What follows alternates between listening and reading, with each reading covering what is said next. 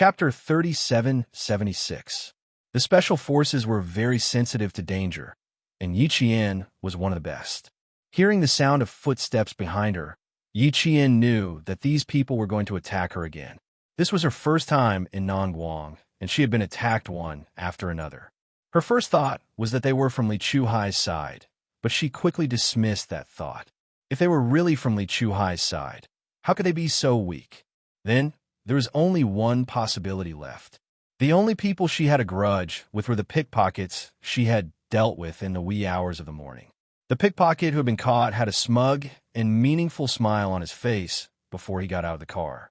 It was not because of anything else, but because he was laughing at the consequences she would face for meddling in other people's business. Therefore, he was very smug. If this kind of arrangement made him smile smugly, then it could only be said that he had underestimated her. Yi Qian, with a cold smile on her face, saw the police and knew that the two policemen were coming to pick her up. The exit was right in front of her. With her speed, she could rush to the exit immediately, but in order not to cause panic among the other passengers, she chose to quicken her pace. She said to the child in her arms, "Little boy, let the police carry you later. Your mother will come to the police to pick you up and take you to see your father." The 6 or 7-year-old boy hugged Yi Qian's neck tightly. His smile was as pure as the sky outside. "Sister, will my mother find me?" "Of course. If your mother can't find you, the police will definitely help you find your parents." "Sister, my mother said you're an uncle from the People's Liberation Army." "Are you an uncle from the People's Liberation Army?" Yi Qian smiled. Sister is not a boy, so sister is not an uncle. But sister is from the People's Liberation Army. Sister from the People's Liberation Army, right? Yes, you're so smart. The little boy who was praised raised his chin proudly. He leaned over to Yi Qian's ear and whispered, "My mother said the People's Liberation Army is very powerful. She wants me to learn from them." "Do you want to learn from them?" Yi Qian's heart melted when he heard the child's soft and sweet voice. Powerful people have suffered a lot in places that you can't see. If you want to become a powerful person, you have to suffer a lot. Can you do it? I don't know, but my mother said that I'm a little man, and a man has to suffer. The little boy patted his chest as he spoke. He looked at Yi Qian with eyes as bright as the brightest stars. "I want to become a soldier of the People's Liberation Army, just like my sister." "Okay, then I'll wait for you." The police who came to pick them up were right in front of them. Yi Qian couldn't help but kiss the little boy's soft little face. As a teacher, the young mother taught the little boy well. He had a positive and grateful heart. Later on, when Yi Qian was awarded the rank of general, the bodyguard behind her was the little boy who had said he wanted to become a soldier of the People's Liberation Army. Later on, when he grew up, the little boy finally became her. Yi Qian, who was talking to the little boy, walked very fast and nimbly avoided several passengers. In the blink of an eye, she got rid of the 2 pickpockets who were following her closely. Seeing this, the 2 pickpockets who even pulled out their knives cursed in a low voice, "Stinky soldier." They directly pushed the pedestrians who were blocking their way away and chased after her fiercely. Chapter 3777. They had not seen the police walk in, so they did not have any qualms. In fact, they did not think much of it, thinking that they would take advantage of the chaos to leave after they were done and that no one would notice them. Before they were caught, before they were punished by the law, they were a bunch of people who disregarded the law or even looked down on it. They were also a bunch of self-righteous people who thought they were great. However, these 2 people were not as agile as Yi Qian, especially as the number of passengers increased as they neared the exit. Yi Qian carried the little boy, and with a few flashes, managed to shake off the 2 people who were chasing after them. Knowing that danger was behind them, Yi Qian did not panic at all. She walked up to the police, her gaze sweeping over the serial numbers on their chests. She said softly, "There are 2 groups of people behind me. I'll lure them away." Then she quickly handed the child to the police. Now, it was time to deal with these social parasites. The police who had not had time to speak to Yi Qian reacted quickly, taking the little boy from her hands. Immediately after, they saw a figure in dark green military uniform flash past them, squeezing through the crowd towards the exit. The other police officer who was not carrying the child immediately contacted the police standing guard outside. Clear a path for the military academy students coming out. Lure them out first. Yichien said to lure them out. The police officers immediately understood, and that was their original intention. The other party was armed with a knife. If they really alerted them here, if they fought to the death, the other passengers would definitely be hurt. The best way was to pretend that they did not know anything and lure them out first. The police standing guard outside had already seen Yichien. They immediately signaled for the passengers to move out of the way and let Yichien through. With the cooperation of the police and staff, Yichien walked out of the train station very smoothly. The little boy did not see this scene. He was stunned. Being carried, he looked confused, not knowing why he was suddenly being carried by a stranger. Little boy, be good. Uncle will bring you to your mummy. The police officer carrying the child coaxed him softly as they walked out of the exit together with the passengers. The other police officer maintained contact with the people outside. If they found any suspicious people outside, they would immediately subdue them. Inside the underground passageway, Yu Rong, Ding Ling, and the rest of the 19 students were on high alert. They paid close attention to their surroundings until they found that not a single passenger had entered the underground passageway. Only then did they relax slightly.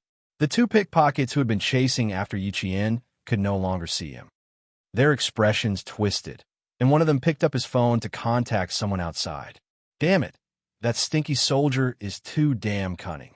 He's as slippery as a loach while carrying a child. Neither of us managed to catch up. Keep an eye on the outside. Don't let him escape again, she said in exasperation. She was very annoyed with herself for being so shameful, but more importantly, she was angry out of humiliation. At the same time, they also saw the police guarding the exit. Although they were not afraid, they still had some scruples. If they were discovered by the police without doing anything, it would damage their reputation. We have the police here. You guys keep an eye on me first. If you're afraid that you can't handle it, then wait for us to come over. I'll hang up first and talk when I come out.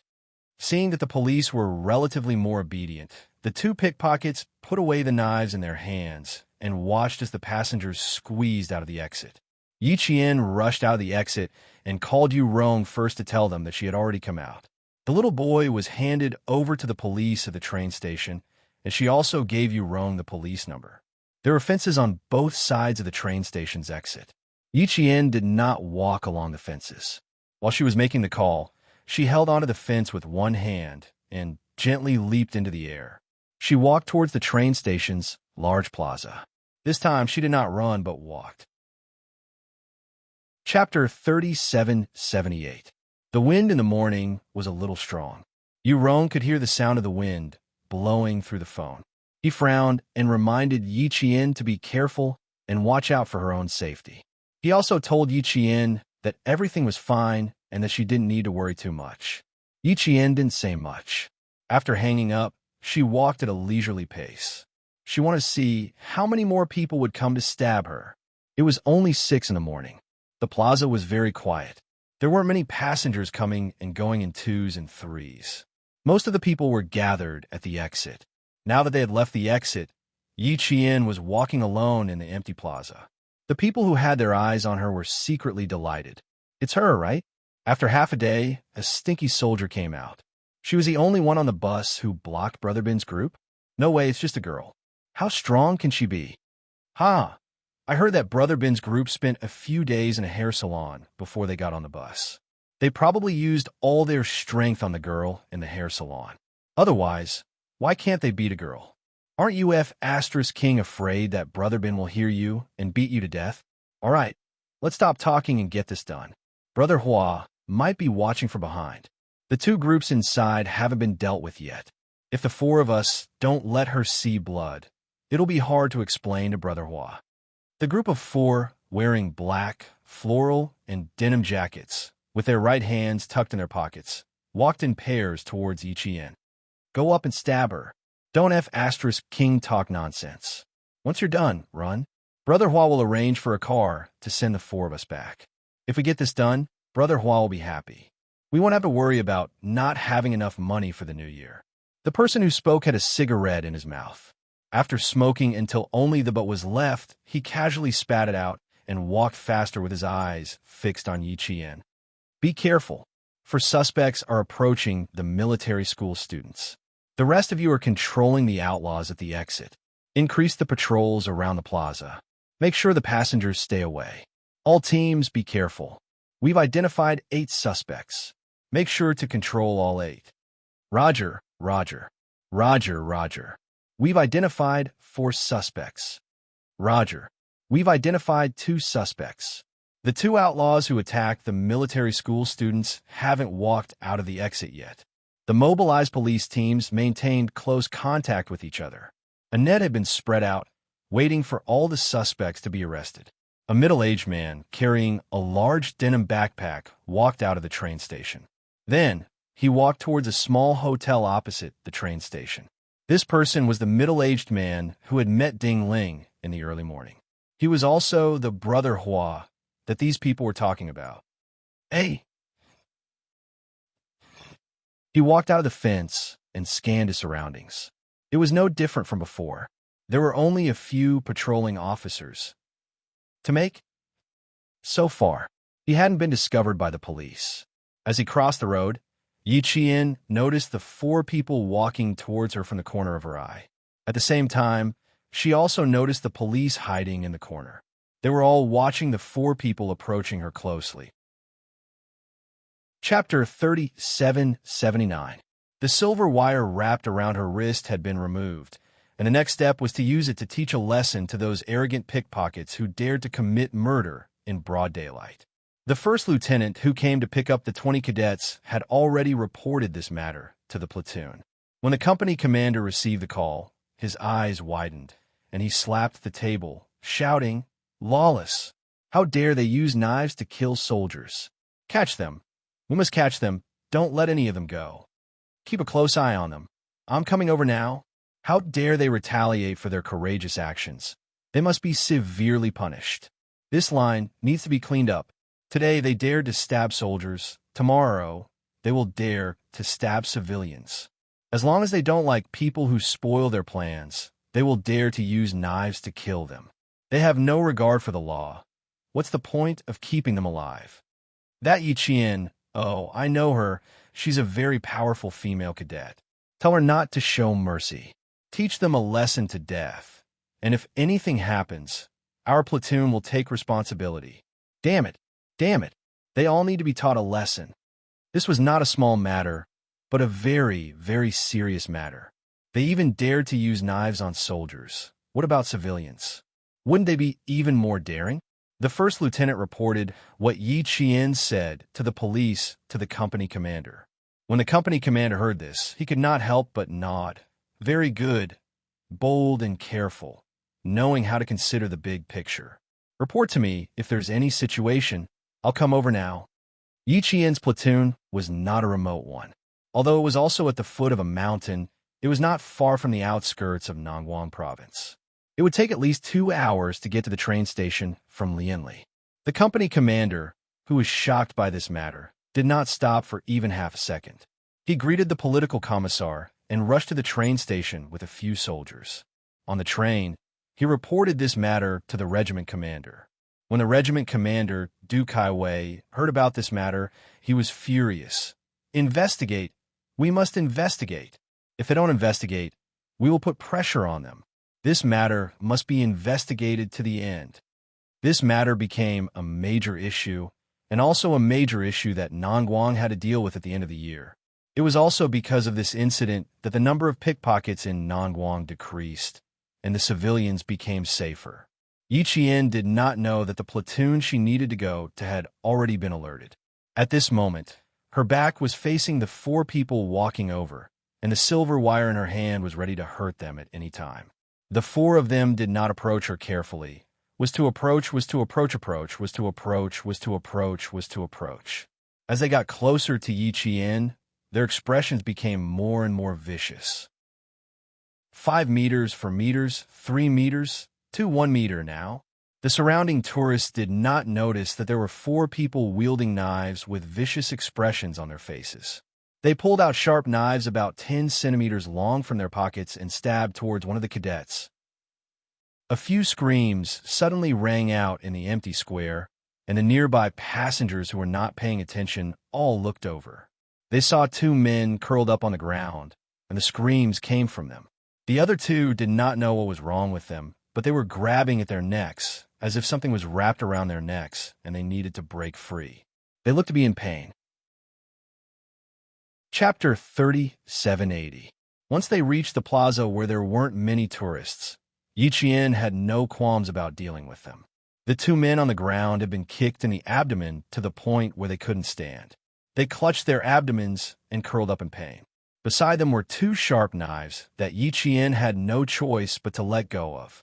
Now, the two men who were tied up by the silver wire were in even more pain than the two men who were curled up on the ground. The tourists looked like they were struggling with their hands by their necks, but in reality, their hands were bound by something. They had no choice but to clench their hands into fists and press against their chins. Their wrists were so tight that they felt like their flesh was being cut off. Pain, it was too king painful. Before this, when they tried to stab her with their knives, Yiqian kicked them twice and sent them flying. When the two men saw their brothers get kicked and fall flat on their faces, how could they accept it? The two men, who were full of gangster aura, cursed. What the *CK are you talking about? After dealing with the two pickpockets, who wouldn't be a hindrance for the time being, Yiqian turned around to deal with the two pickpockets who thought they were fighting for justice for their brothers. Dealing with them was really just a matter of moving her fingers. So what if they had knives in their hands? Even if they had knives, they were just decorations.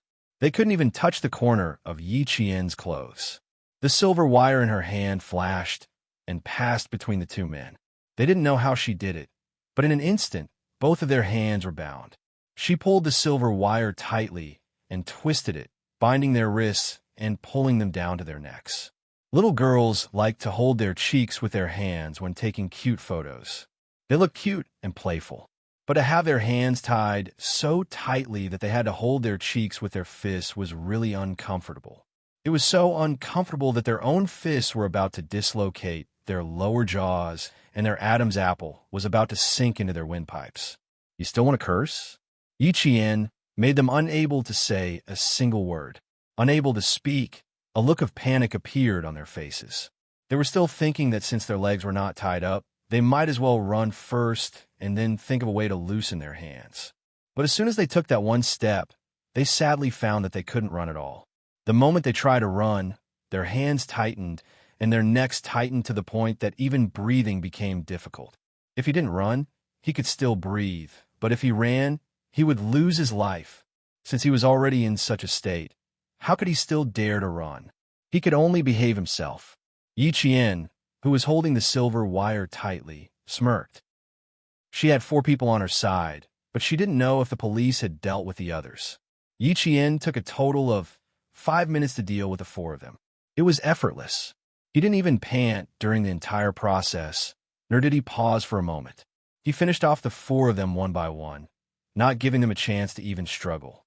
The policemen who had seen her deal with the 4 pickpockets with their own eyes were shocked by the girl's nimbleness, even though they were used to big storms and big waves. His skills were not ordinary. It was exciting just to watch. A call from a control center came through the walkie-talkie. The policemen who had been holding the walkie-talkie to their mouths heard that their colleagues had already taken down the 2 suspects who had ambushed the military academy with knives. They knew that it was almost time to wrap things up. On Yiqian's side, only the plainclothes policemen approached, but they were a little far away.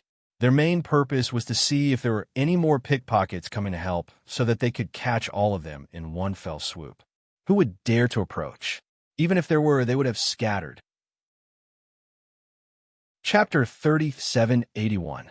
The pickpocket who had been hiding in the dark saw that something was wrong and immediately contacted his superior.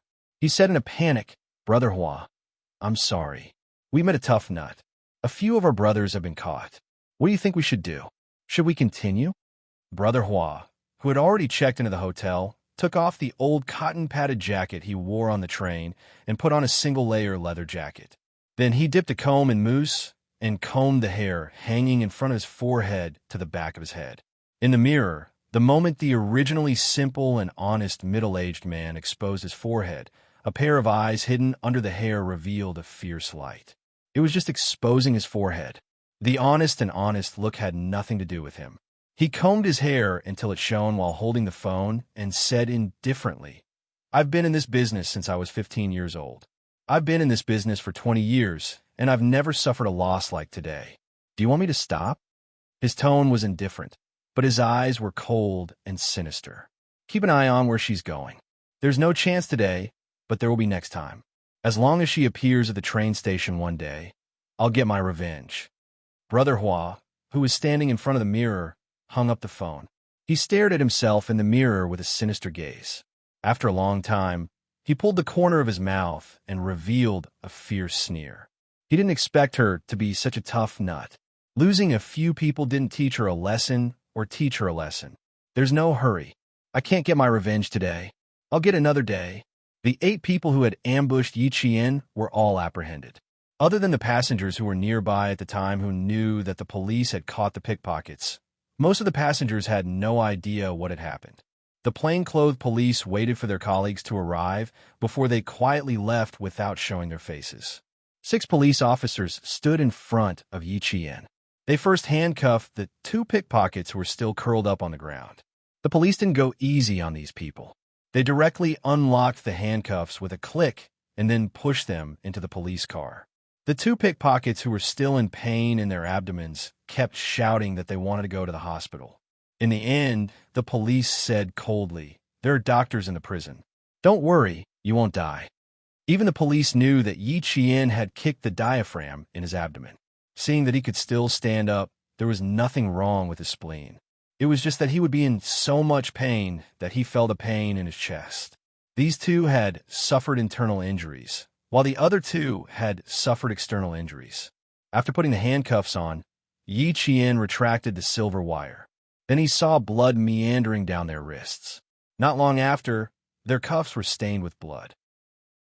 The 2 people who were so arrogant just a moment ago started howling again when they saw that they were bleeding. "What are you shouting for? Are you planning to tie me up again?" Their shouts did not arouse anyone's sympathy. The Dutch police officer who was pushing them away coldly shouted at them to shut their mouths. Not afraid of the police? Of course, he wasn't afraid before he was caught. But what about after he was caught? It would be strange if he wasn't afraid. Just a little bit of pain and you're scared? Why weren't you afraid when you stabbed the soldier with a knife just now? You even dared to stab a soldier. What else are you afraid of? Just wait. The good days are yet to come. Hurry up and leave. Stop wasting time. Although she said that she wouldn't deal with them, she still used the walkie-talkie to explain the situation of the 4 pickpockets and gave them a simple treatment. She didn't know how these people would deal with Yi Qian in the end. She cooperated with the police and went to the police station to make a record. When they arrived at the police station, the police officers were very polite. Even the chief of the police station came out to greet Yi Qian. If it weren't for the fact that he suddenly had an emergency meeting and had to thank Yi Qian for a long time, he wouldn't have been here. Chapter 3782. She had helped them catch 14 pickpockets in one go, and they were all pickpockets working in the same area, so they had to thank her properly. Yi Qian was not used to being thanked, and she felt that she had only done what she should have done. As a military police, how could she stand by and do nothing when faced with such a situation? When it was time to record the incident, Yi Qian voiced out her suspicions. The police officer who recorded the incident smiled and sighed. "Your suspicions are not wrong. They were indeed working together with Ling Chun and her gang. Only you guys dare to stand up for them. If it were normal citizens, even if they had a strong sense of justice, they would not dare to stop them. These people are not just 1 or 2.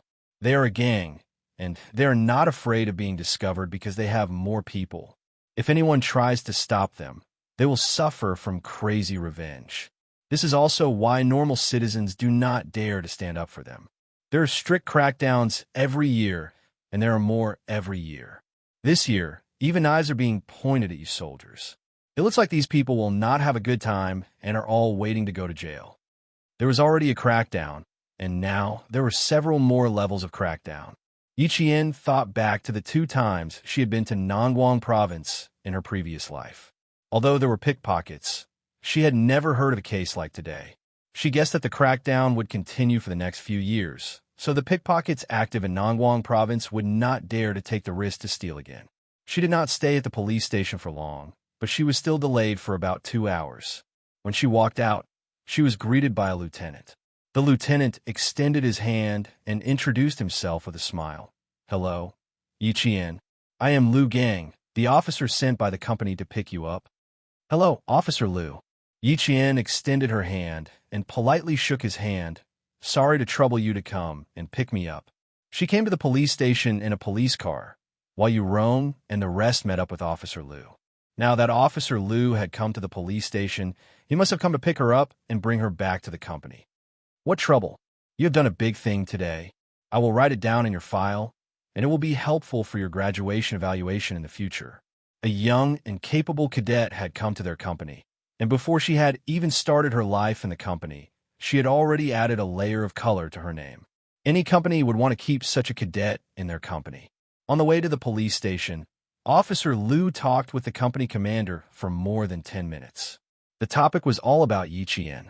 They had Yiqian's school records in their hands. When they saw it before, they thought it was a little exaggerated. But now, they didn't think it was exaggerated. It was all the truth. "It will take more than 3 hours to get to the company. You guys haven't had breakfast yet, so go and have breakfast first. The rest of the students are already in the car. We'll head to the company after breakfast." The pickpocketing incident has attracted the attention of the army. Our company commander Luo has reported this matter to the provincial military. They should be in an emergency meeting now. If there's anything else, the army will pay attention to it. You don't have to be distracted. After walking a short distance out of the police station, Officer Liu told Yiqian everything that had happened so that Yiqian would not feel burdened and would not be afraid of retaliation in the future. Yiqian, who was not afraid of retaliation, listened quietly the whole time and did not say much. Her job was done, and how to deal with it was up to the police station. At 9 in the morning, Yiqian and the other 20 cadets could finally head to the company they had been demoted to. Their regiment commander, Du Kaiwei, was holding Yiqian's file deep in thought. Chapter 3783. Du Kaiwei had been looking at Yiqian's file for quite some time now. His gaze moved from the photo of the student in the military uniform to the name column on the left, and then to the photo column. Yiqian. Why did this cadet's name sound so familiar? He seemed to have heard someone mention it somewhere before. But he had no impression of this person, not at all. The female student in the photo had extremely beautiful features. Her nose was high, and although her lips were slightly pressed together, her facial features did not appear stiff. He felt that this female student was very lively even when she was serious. He had already searched his mind several times for such a beautiful girl, and she was also a military student, but he could not remember anything. He had never seen her before, but her name sounded very familiar. Where have I heard this name before? After thinking for a while, Du Kaiwei still could not remember where he had heard this name before. He gave up thinking and put Yiqian's file aside. He picked up the landline and dialed an internal number. "Ask Officer Liu where he is now. Tell him to gather at the field after he brings the students here. I have a few words to say." "Yes, Regiment Commander." The operator who answered the call immediately responded. He then said to Du Kaiwei, "Regiment Commander, your sister just called. She asked you to call her back if you have time. It sounds like she has something urgent to talk to you about." Du Kaiwei replied with an indifferent "Mhm." Then he hung up. The operator immediately contacted Officer Liu. Officer Liu had just left with the students who had just finished breakfast. It was a 3-hour drive. When they arrived at the base, it was almost midnight. When the operator contacted Du Kaiwei through the internal line, he was picking up the phone he had just turned on to call his sister, Du Jiai. In the base, the regiment commander could still bring his phone with him, but it was limited to a portable area. Du. A long beeping sound came from the phone. The operator was calling, and Du Kaiwei picked it up. After listening to it, he replied with a single word, "Okay." Du Jiai's voice came through the phone. Du Jiai's voice sounded a little depressed, as if she had been wronged. She dragged out the word brother and then sobbed softly. Du Kaiwei had always doted on his biological sister. Hearing that she was crying, Du Kaiwei was a little nervous. He asked in a low voice, "What happened? If you have something to say, say it. Don't cry so easily." "Brother, I want to come to your place to relax. Is that okay? I'm about to develop depression here. I want to go to your place to get some fresh air." Before Du Jiai could finish her words, Mrs. Li's voice came into Du Kaiwei's ears. "Go to your brother's place? You don't even know the whereabouts of your marriage, so why are you going to your brother's place? If you want to go over, you still have to ask your father if he agrees to let you go." "Mom, can't you speak properly? You just finished arguing with Dad, and now you're going to vent your anger on me? Can't you give me some peace and quiet for a few days? Do you really want to drive me crazy before you're satisfied?" Du Jiai was also enraged. Yes, her marriage wasn't settled yet, but who could she blame? Who painted such a big picture for her and made her think that she could get it? But in the end, she had been chasing him for almost 2 years, but she still had not succeeded. If she took a little more initiative, he would say that girls were not reserved enough and that it was beneath their status. If she was reserved, he would say that she wanted to become a nun and learn from Jiang Taigong to fish, and those who were willing to take the bait. She did not know what to do. What did he want her to do? Chapter 3784. On the other side of the phone, Du Jiai was also furious this time. Usually, she didn't dare to express her dissatisfaction, but today, she really had enough. She felt that if she didn't say anything, she would really go crazy. Du Jiai threw the phone on the sofa. Wearing an A-line skirt and a small suit, she lost her elegance and loudly retorted, "Mom, do you have to stir up trouble at home every day? Did Dad and I kill Uncle? No, it was Uncle who brought about his own death. He can't blame anyone. Yes, Uncle is your biological brother, but what about me? I'm your biological daughter, the daughter you gave birth to after 10 months of pregnancy. Can I, your biological daughter, be better than Uncle? What about Dad? Dad is your husband and the father of your 2 children. Every day, you make a fuss with Dad and blame Dad for not saving Uncle. Why? Do you really want to sacrifice our entire family in exchange for Uncle's life? Dad is right about one thing. Since you don't like our Du family in every way, why don't you just go back to the Li family? The Li family is your home, but the Du family is not your home." All the resentment exploded at this moment. Du Jiai, who had suffered such a life, shouted loudly. Her face was red and the veins on her neck were exposed. She was tired. She was really tired. She was so tired that she didn't want to go back home now.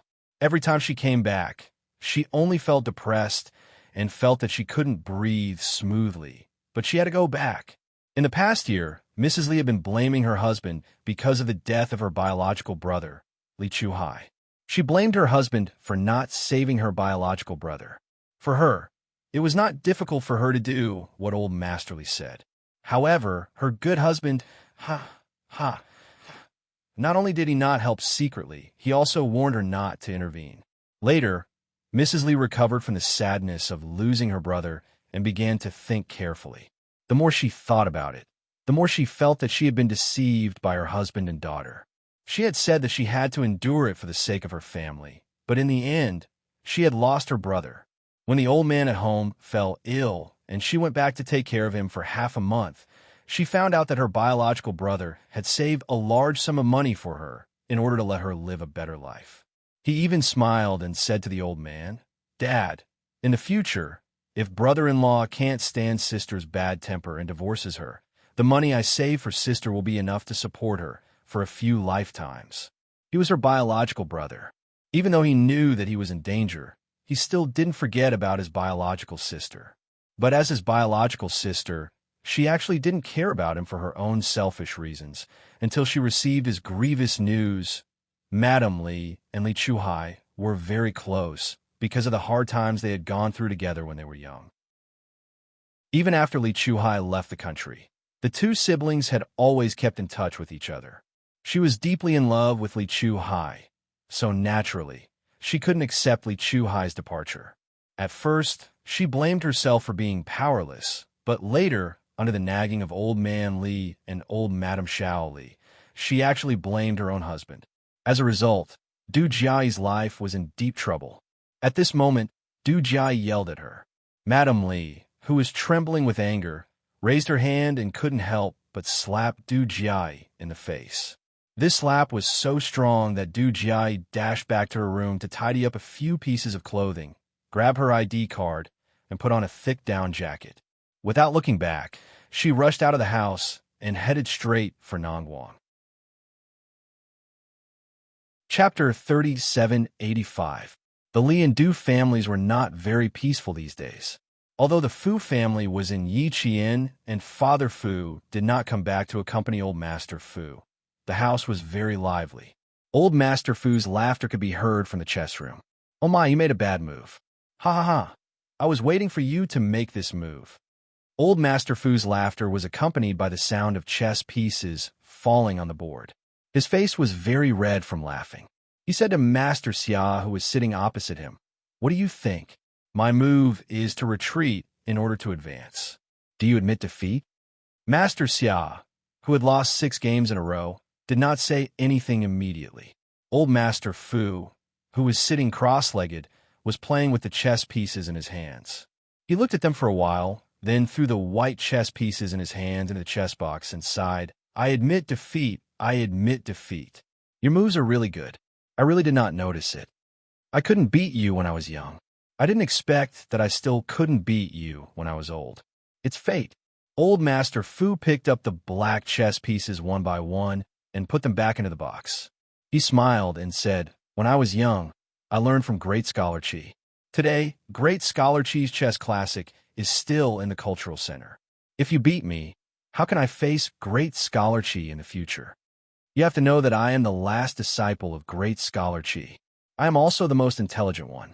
Ha ha ha, admit defeat. It's not embarrassing at all. Ha ha." Old Master Fu laughed so hard that the wrinkles at the corners of his eyes increased. It was obvious that he was in a good mood. When Master Xia saw this, he wanted to glare at the old man. What was so funny about laughing? Learning from Great Scholar Qi. He was so close to becoming Great Scholar Qi back then. Who knew that someone like him would appear out of nowhere and make Great Scholar Qi, who was already 83 years old, change his mind immediately? Why didn't he feel guilty about stealing his teacher? Are you still want to play? If you continue to laugh, I won't play with you. Master Xia pinched all the white pieces into the box. Just as the old man continued to smile and answer, "Come, come, come," Master Xia quickly switched the 2 boxes and said, "Now, it's my turn to play black, and you play white." That was strange. Usually, he could win a game after losing 3 to 5 games. But now he had lost 6 games in a row and did not win a single game. Could it be that today was not a good day to play white? The 2 old men who had made great contributions to the country were now like children who had regained their youth. One of them laughed heartily because he had won, while the other thought that it was because he had continuously played white chess that he had lost 6 games in a row.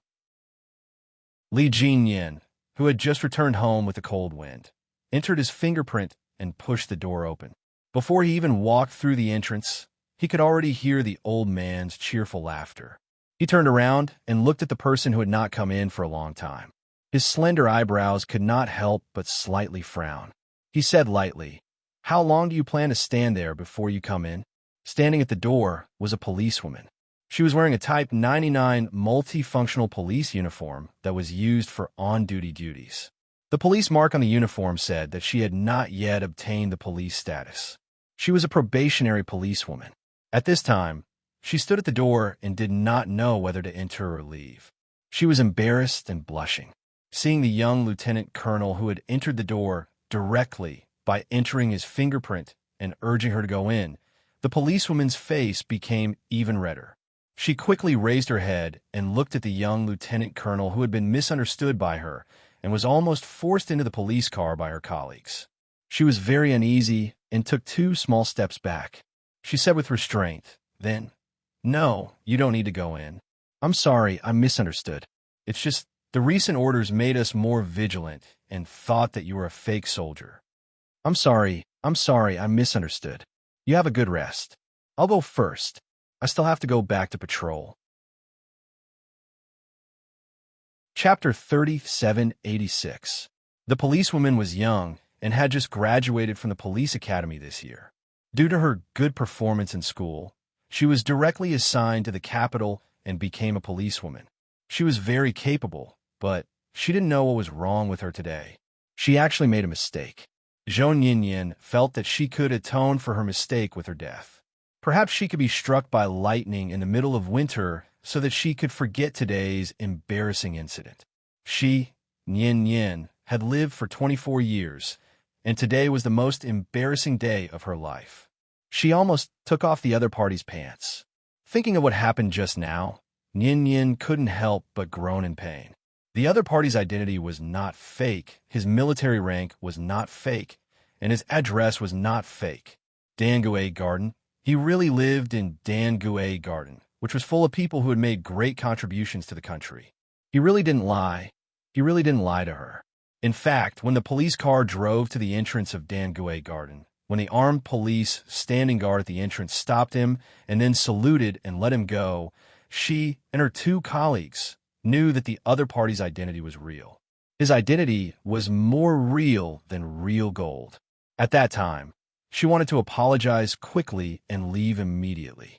However, the lieutenant colonel, who was sitting in the police car and whose cold aura could not be stopped even with the heater on, glanced at her and said, "It's your duty to confirm my identity, and it's my duty to cooperate with your investigation.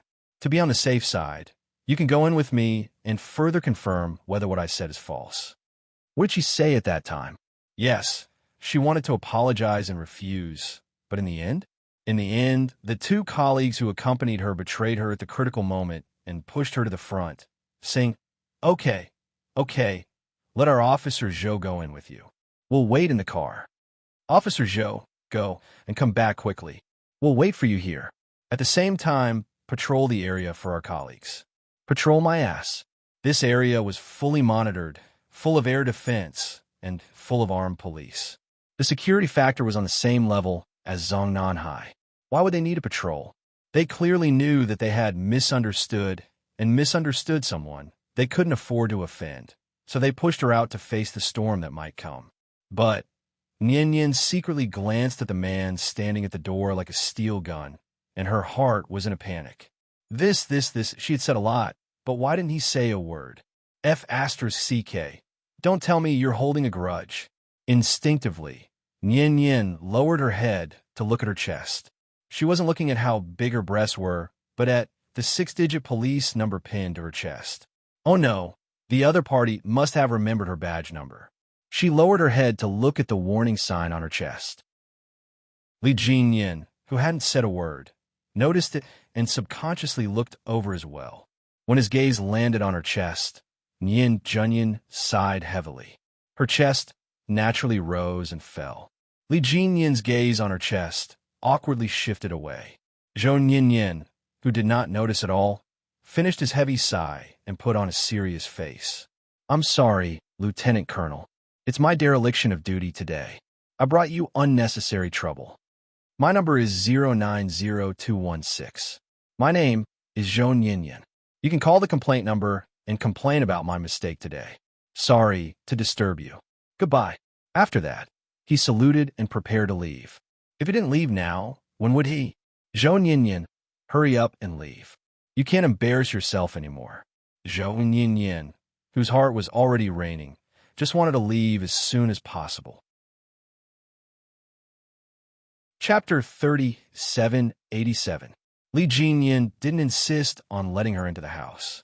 He just felt that it would be better to confirm his identity again. Seeing that the other party no longer had any doubts about his identity, he nodded slightly, his voice as cold as ever. "Goodbye. Hey, Jinyin's back? Who are you saying goodbye to? Your friend? Why didn't you invite her into the house?" Uncle Fu, who was about to come out of the kitchen with a bag of trash, happened to hear the words goodbye. He was pleasantly surprised that Li Jinyin was here, but seeing that there were still people outside, he felt that since his friend was here, he definitely had to invite her into the house. As a result, Zhou Yinyin, who was about to leave, stopped for a few seconds when she heard the elders' joyous voices and the two words "Jinyan." In just a few seconds, she, who was originally standing outside the door, became a guest. Uncle, she really wasn't a guest. An hour ago, she thought this lieutenant colonel was a fake soldier who was lying.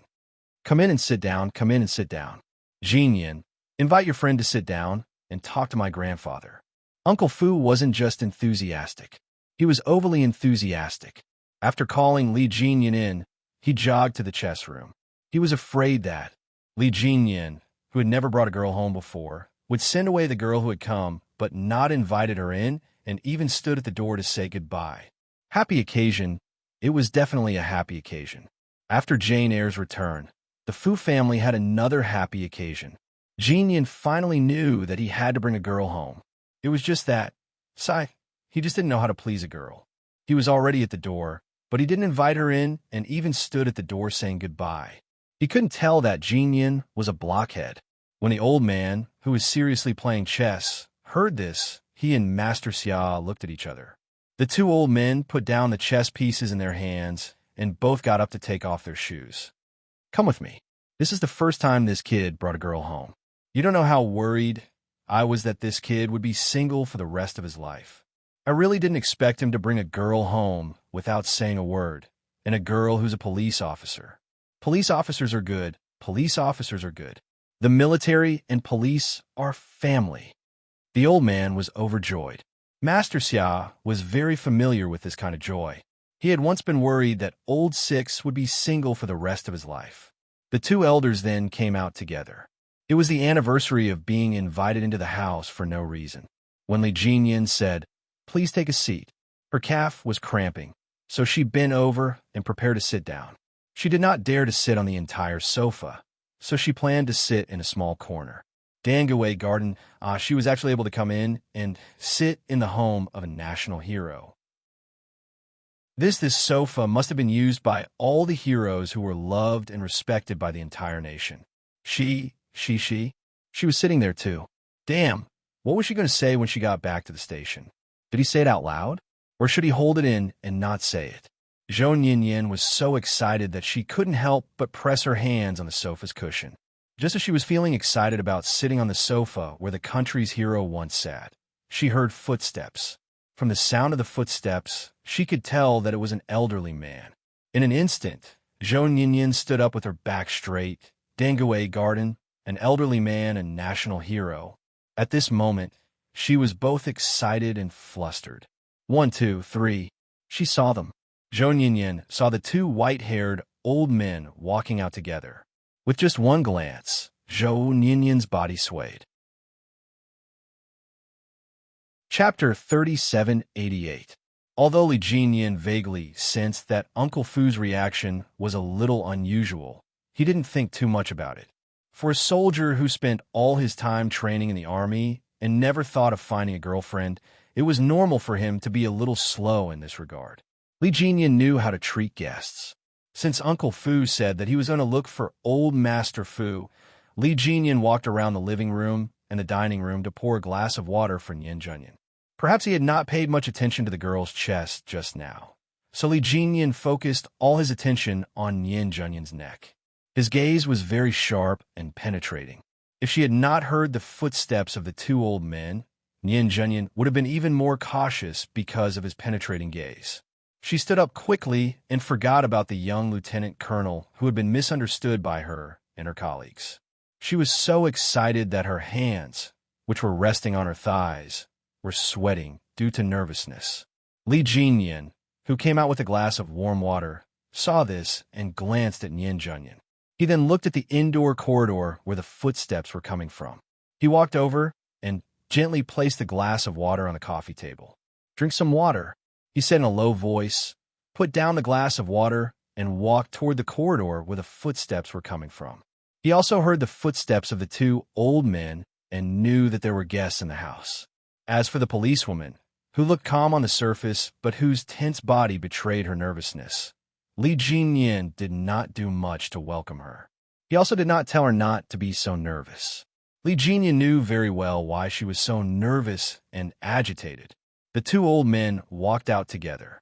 Old Master Xia's gaze landed on the young lieutenant colonel who was in a military uniform, but Old Master Fu's gaze, his gaze passed over his grandson's shoulder, who was blocking his front line of sight. Then, it landed on the young policewoman who was standing upright on the sofa in the living room. His vigorous and powerful voice was gentle as he said with a kind smile, "Young lady, sit, don't just stand there. Look, you are still wearing your police uniform. You must be on duty outside and took time out of your busy schedule to come here. Thank you for your hard work. It is because of your protection that the citizens can travel safely on this snowy day. Don't just stand there, sit down and rest." The old man only had eyes for the young girl standing in the living room. As for his grandson, he walked past him without even looking at him. Li Jinyan, he felt that the old man seemed to have misunderstood something.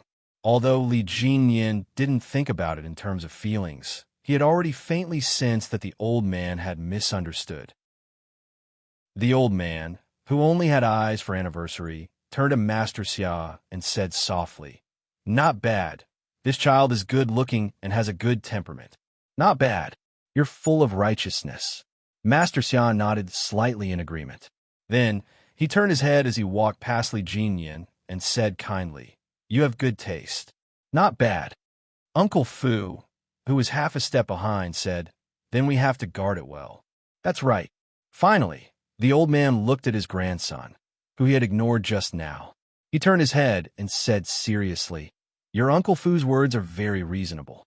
You have to keep it in mind." Li Jinyan raised his hand and gently tugged at the tie inside his military uniform. He felt that it was necessary to explain this misunderstanding.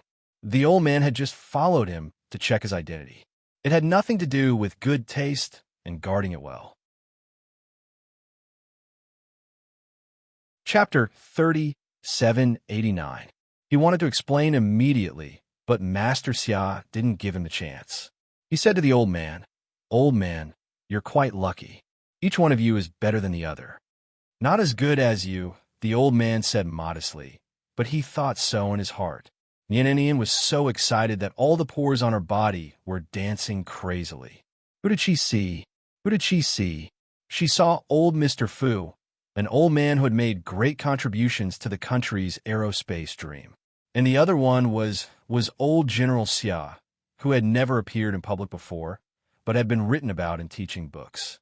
This was old General Xia, who could stand in the middle of the city tower.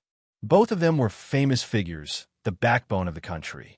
They carried the country's dream of becoming a powerful country and realized it. She must have done a lot of good deeds in her previous life to have today's good karma. That was why she was able to see the big shots that she had only seen in books and documentaries. Nian was so excited that she didn't know what to say. The more she said, the more mistakes she would make. The less she said, the less mistakes she would make. She might as well salute to show her respect. Nian, who was born in a police family, was a cheerful, humorous, and very down-to-earth girl. She thought of how to show her respect. So she saluted the two old men with her full respect. The two old men were both soldiers. When they saw this, they immediately saluted back to the young female police officer. They saluted back to Nian with the same amount of respect, regardless of their positions or identities. At this moment, Nian's eyes suddenly turned red. She had never thought that she would one day be able to meet two big shots who were comparable to the backbone of the country. She also never thought that the two old men would be so amiable. The old man and Master Xia put down their hands and smiled. It seemed that this child recognized them. How rare, how rare. She could actually recognize the two old men. When Nian saw the two old men smiling, she also smiled cautiously. She glanced uncomfortably at the young lieutenant colonel who also had the word Nian in his name. Seeing that half of their names were the same, please do her a favor and save her. She really didn't know what to say. Li Jinyan received her pleading gaze. His handsome face was indifferent as he walked over to help her out. The old man spoke first and gently said, "Don't just stand there. Sit down and drink a glass of water." Jinyan poured the water, right? He's not very good at taking care of people. It's winter, and you should be drinking brown sugar ginger tea. No need, old sir, I will leave now. I won't trouble you and the lieutenant colonel. Joan Yin didn't dare to stay. She just wanted to leave now. No, not leave, but run. She just wanted to run now. Heavens above, please forgive her for the mistake she made today. She had misunderstood old Master Fu's grandson as a fake soldier. How was she going to face old Master Fu when he found out? Nian looked at Li Jinyan for help again. He was the only one who could save him now. When Uncle Fu saw that Li Jinyan did not move, he was so anxious that he almost slapped his thigh. For the first time in his life, he felt that his young master was a blockhead. He had already brought her back, but he didn't know how to stay a little longer. Old sir, how would Jinyan know where the brown sugar ginger tea is? I'll go make it. Let Jinyan talk with you. After the anxious Uncle Fu finished speaking, he quickly walked to the kitchen. The emperor wasn't anxious, but the eunuch was. Chapter 3790. The old man wanted to keep the young policewoman for a while longer. Of course, he could tell that she was being reserved. This was nothing.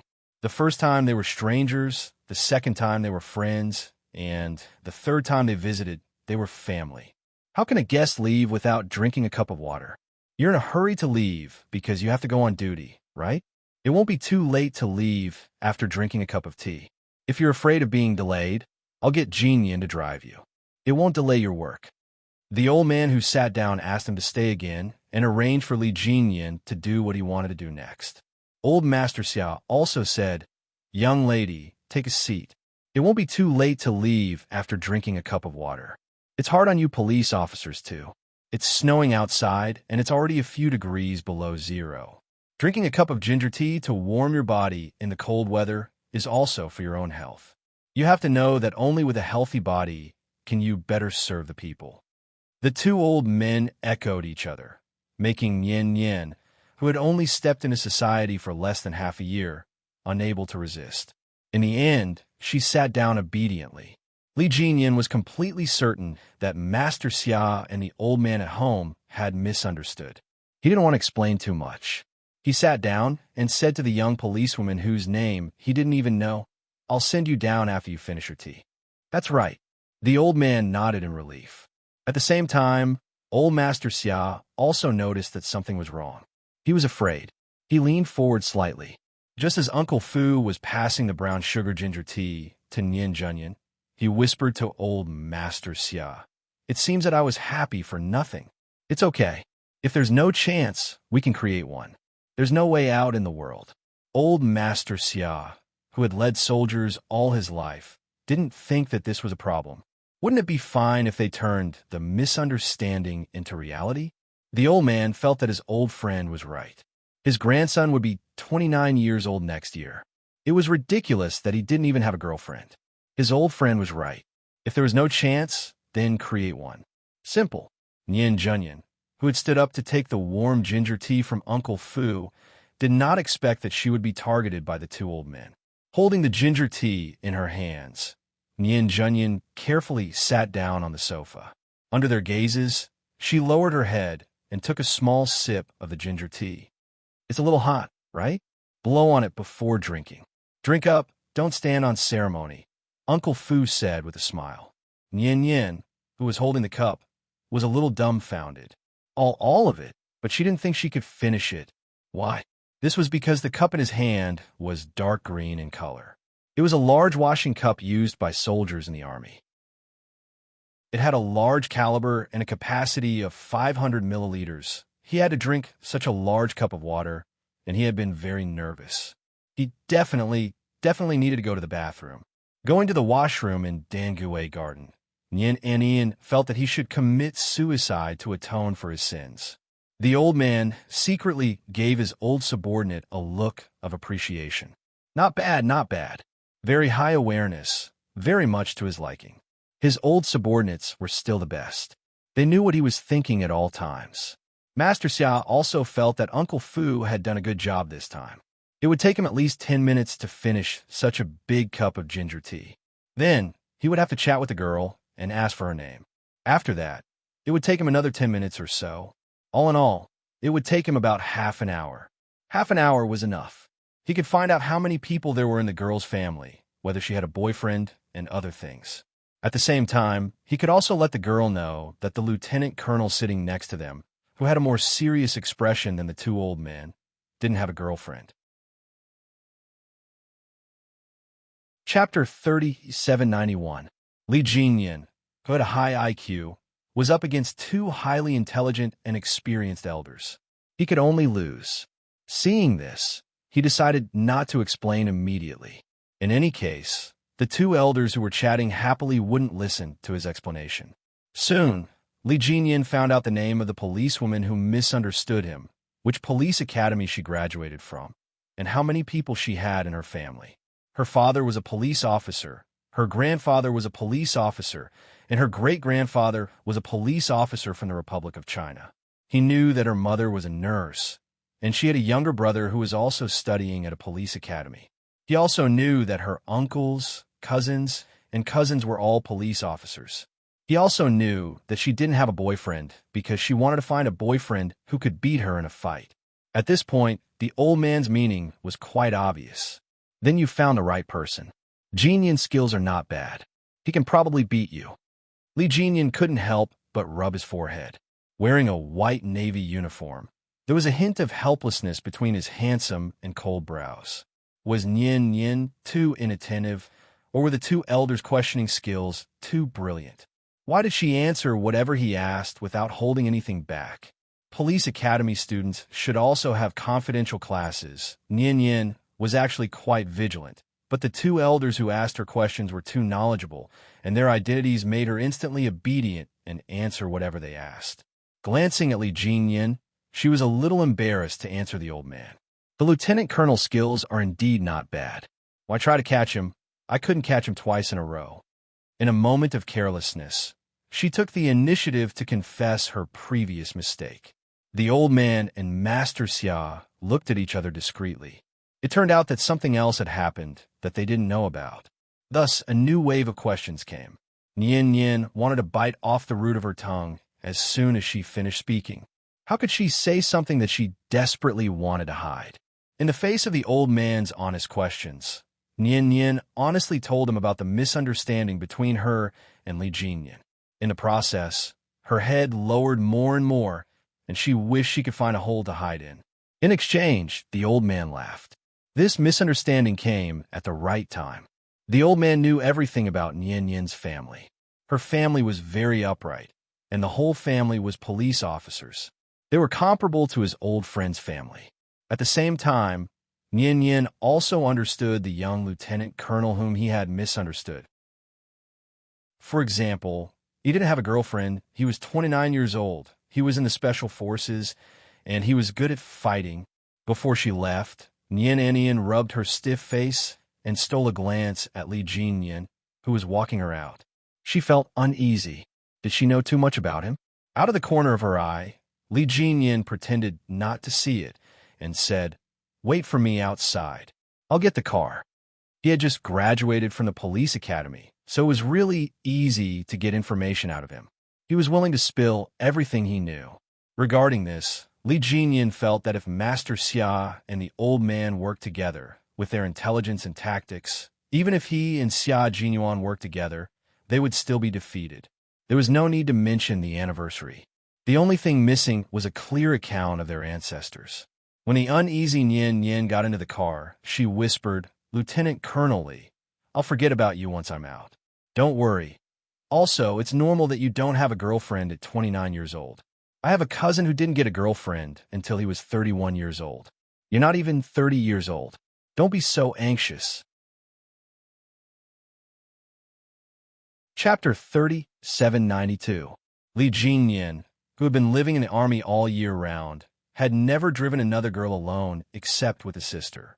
Even though they had only sat side by side in the past, they had never held hands. Even now, when he thought about it, he didn't know if he had ever fallen in love. This was the first time in recent years that Li Jinyan sat alone in a car with a girl. She was a little reserved, and he was also a little uncomfortable. Especially when he knew what the old man at home was up to, Li Jinyan, who had no experience with girls, felt a little apologetic about Nyen. But he didn't intend to apologize because this policewoman who had just graduated less than half a year ago didn't seem to notice. Since she didn't notice, he didn't want to make it clear to avoid unnecessary misunderstandings. Faced with Nian consolation, Li Jinyan wanted to laugh. He looked sideways at the policewoman sitting in the front passenger seat, a hint of a smile in his indifferent expression. He had to admit that this girl's heart was really big. The car swooped, and Nian's slender body couldn't help but jolt a little. So, her front, which was restrained by the seatbelt, also jolted a few times. Li Jinyan, who was looking from the side, saw her trembling breasts, which made him hold his breath this time. He looked away a little awkwardly. He looked away in time. When Zhou Nian secretly pulled the seatbelt to give her breasts some free space and secretly glanced over, Li Jinyan had already retracted his gaze. Nian sighed. The jolt, just now. The seatbelt was almost in her cleavage. Nian didn't like sitting in the front passenger seat at all, let alone wearing a seatbelt. When she was on duty, she would choose to sit in the back. She would only sit in the front passenger seat as a last resort. It couldn't be helped. Her breasts were a little big. Other girls had more A's and B's, but she had a C's. Her face was small, her waist was thin, and she had a C-cup chest. The biggest worry during the first anniversary of puberty wasn't the arrival of menstruation, unrequited love, or bad grades. But why were her breasts bigger than the other female classmates? Her favorite season wasn't spring, summer, or autumn. Her favorite season was winter. As long as she wore more and bigger clothes in winter, she could hide all her troubles. Just now, Nian, who had clearly felt the seatbelt tighten, was afraid that the young lieutenant colonel driving would see something. But fortunately, the other party didn't notice it at all. Nian heaved a sigh of relief. She stopped talking, and the car was very quiet, because Li Jinyan would not take the initiative to talk to a strange girl. However, he still remembered the name, anniversary year, in his heart. It couldn't be helped. This girl's heart was too big and too sincere. He had clearly revealed everything about his family, yet he still felt uneasy that she knew too much about his private matters. The car soon arrived at the entrance at the foot of the mountain. Nian didn't want trouble Li Jinyan to send her out directly, so when they were about to reach the entrance, she asked Li Jinyan to pull over. "I'll just walk out here. If you want to send me out, you'll have to drive to the front and turn the car around. It's too troublesome." Li Jinyan didn't find it troublesome, but since she didn't want to sit in the same car as him for a moment, he naturally respected her wishes. Chapter 3793. The car pulled over and Nian unbuckled her seatbelt. Before she got out of the car, she apologized to the young lieutenant colonel again. "I'm really sorry for disturbing you today. Goodbye." Nian really didn't want to be in the same car as Li Jinyan. It was too awkward for her. Before today, they were strangers. In the end, she was a guest at his house and was warmly received and cared for by old Master Fu. She really felt guilty facing old Master Fu's care. In order to end this awkwardness as soon as possible, it was better for her to get out of the car. She definitely wouldn't come to this area in the future. Li Jinyan didn't feel that she needed to apologize. Seeing that she was still feeling guilty, he tapped the steering wheel lightly with his slender fingers and looked coldly at the young policeman who had the same Nian as him. "You didn't disturb me, and I never thought that I was disturbed. On the contrary, I need to thank you for accompanying old Master Fu for so long today." "Thank you, Officer Zhou." Nian got out of the car with a red face. Although he was a little cold, he was very polite. He didn't care about her mistake and even apologized to her. Nian felt that Li Jinyan was a very magnanimous soldier. Her impression of Li Jinyan was limited to magnanimity. As for whether he was handsome or not, she really didn't know. Her two colleagues almost called the police station. They had been there for a whole hour and could have killed her. When Nian came out, the two colleagues who had been waiting in the police car pushed the door open and rushed over. "Why were you there for so long? He didn't do anything to you, right?" "Zhao Gao and I were so anxious that we wanted to call the police." The two of them spoke one after another. When they talked about Unyielding, they glared daggers at her. Call the police? Aren't you the police? Call the police? Are you afraid that he will kill you? Don't say that. We were really worried. It's good that you're fine. You were there for an hour, and we were so anxious. We were afraid that you would really be killed. If you were killed here, to be honest, the case probably wouldn't be solved. Go, go, go. What kind of place is Dangue Garden? How can it let the two of you talk nonsense? Quickly get in the car and rush back. Boss is still waiting for us to go back and report. Unyielding and her colleagues got into the car with a smile. In the eyes of her colleagues, she was not a woman, but a police officer who could fight 3 or 4 strong men. There was no gender, only identity. Sitting in the car, Li Jinyin didn't immediately turn the car around and head home. Instead, he sat in the car and watched Unyielding walk out, chatting and laughing with his colleagues. It wasn't until a police car passed by him that Li Jinyin started the car again. The car went straight and left Dangue Garden. He then called Uncle Fu, who was waiting for him to go home, and asked Uncle Fu to tell Old Master that he would be home later and needed to go to the Li family now. The Fu family was his home, and the Li family was a place he would only visit occasionally. Old Master wanted him to go back and strike while the iron was hot. When he heard that he was going to the Li family, he sighed softly and said to Uncle Fu, send him a message. Let bygones be bygones. Don't think too much about it. Those who deserve it had already been executed, and those things were over. If his granddaughter, Jane Eyre, knew about it, she would probably advise him to do the same. Old Master Xia knew why his old friend was sighing, so he smiled and changed the topic. Why don't we play a few more rounds? I didn't win a single round against you today. I will definitely lose sleep tonight. Old Master laughed and stood up. Let's go. Let's play a few more rounds. Chapter 3794. Old Master Fu did not comment much on the Li family. His daughter had married into the Li family, but in the end, he had become the son of the in-laws and harmed his daughter-in-law. In the end, he had even caused the only little princess of the Fu family to lead a wandering life and be beaten and scolded by others. That was how she had endured from childhood to adolescence. Every time Old Master Fu thought about what kind of life his granddaughter had led, he would lose sleep at night.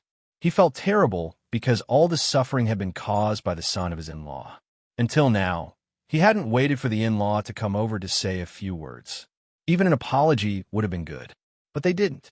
His good in-law was said to have used countless connections to find out who had shot his son because his son had been executed. What a joke. Instead of thinking about what Li Chuhai had done, he thought that his son wasn't fated to die. He even wanted to avenge Li Chuhai, who had done all kinds of evil. Old Master Fu walked into the chess room and sat down. His eyes were cold. Now, he wanted to see how far the Li family could go. He wanted to live well and see the reincarnation of all things. Good had good karma, and evil had evil retribution.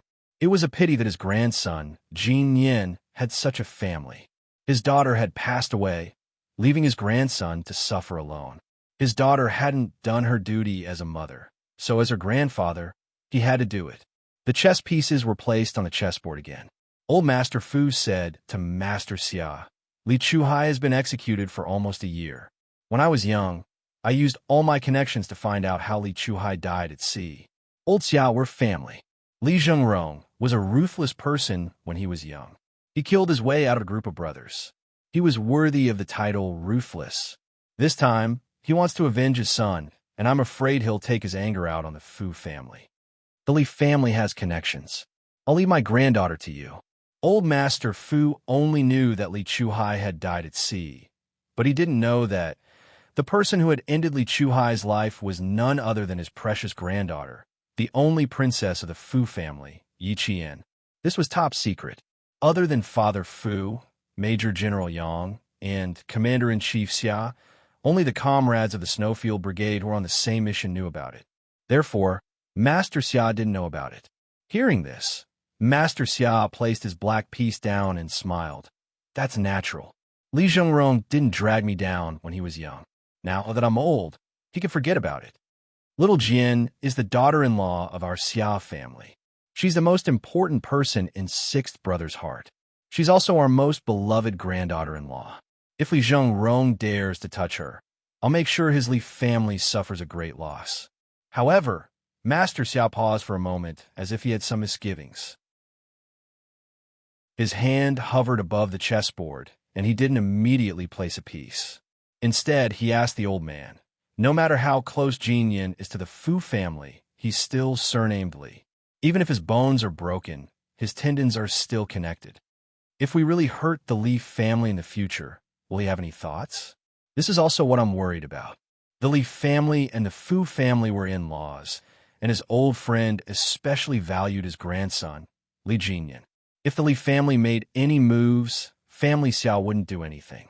But if he did, there would be a huge internal strife, and the Li family would cease to exist in the capital.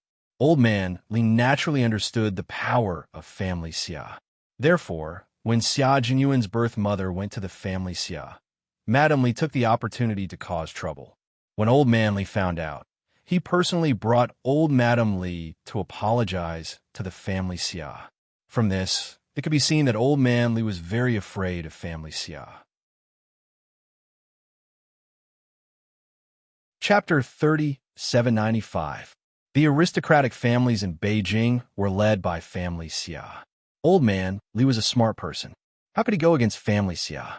Only Madame Li thought that her son was better than Xia Jinyuan and liked to compete with Madame Xiao in secret. That was why she didn't care about Family Xia. Master Xia naturally wouldn't treat the married daughter of the Li family as someone important. No one knew better than him about the Li family. If the Li family dared to make a move, don't blame Family Xia for cutting off the roots. Now that the Fu and Xia families were in-laws, the Fu and Li families were also in-laws. This relationship was complicated, so he had to get a definite answer from his old friend first. The old man's answer was simple. He said slowly with a serious face, "My daughter died of an illness, and my son-in-law married another not long after." The relationship between the Fu family and the Li family came to an end. As for my grandson, Jinyan, he knows how his mother died and was tortured by the Li family. The Li family is just a surname to him. The so-called blood relationship doesn't exist at all. Jinyan's personality is like my daughter's. He can't tolerate sand in his eyes.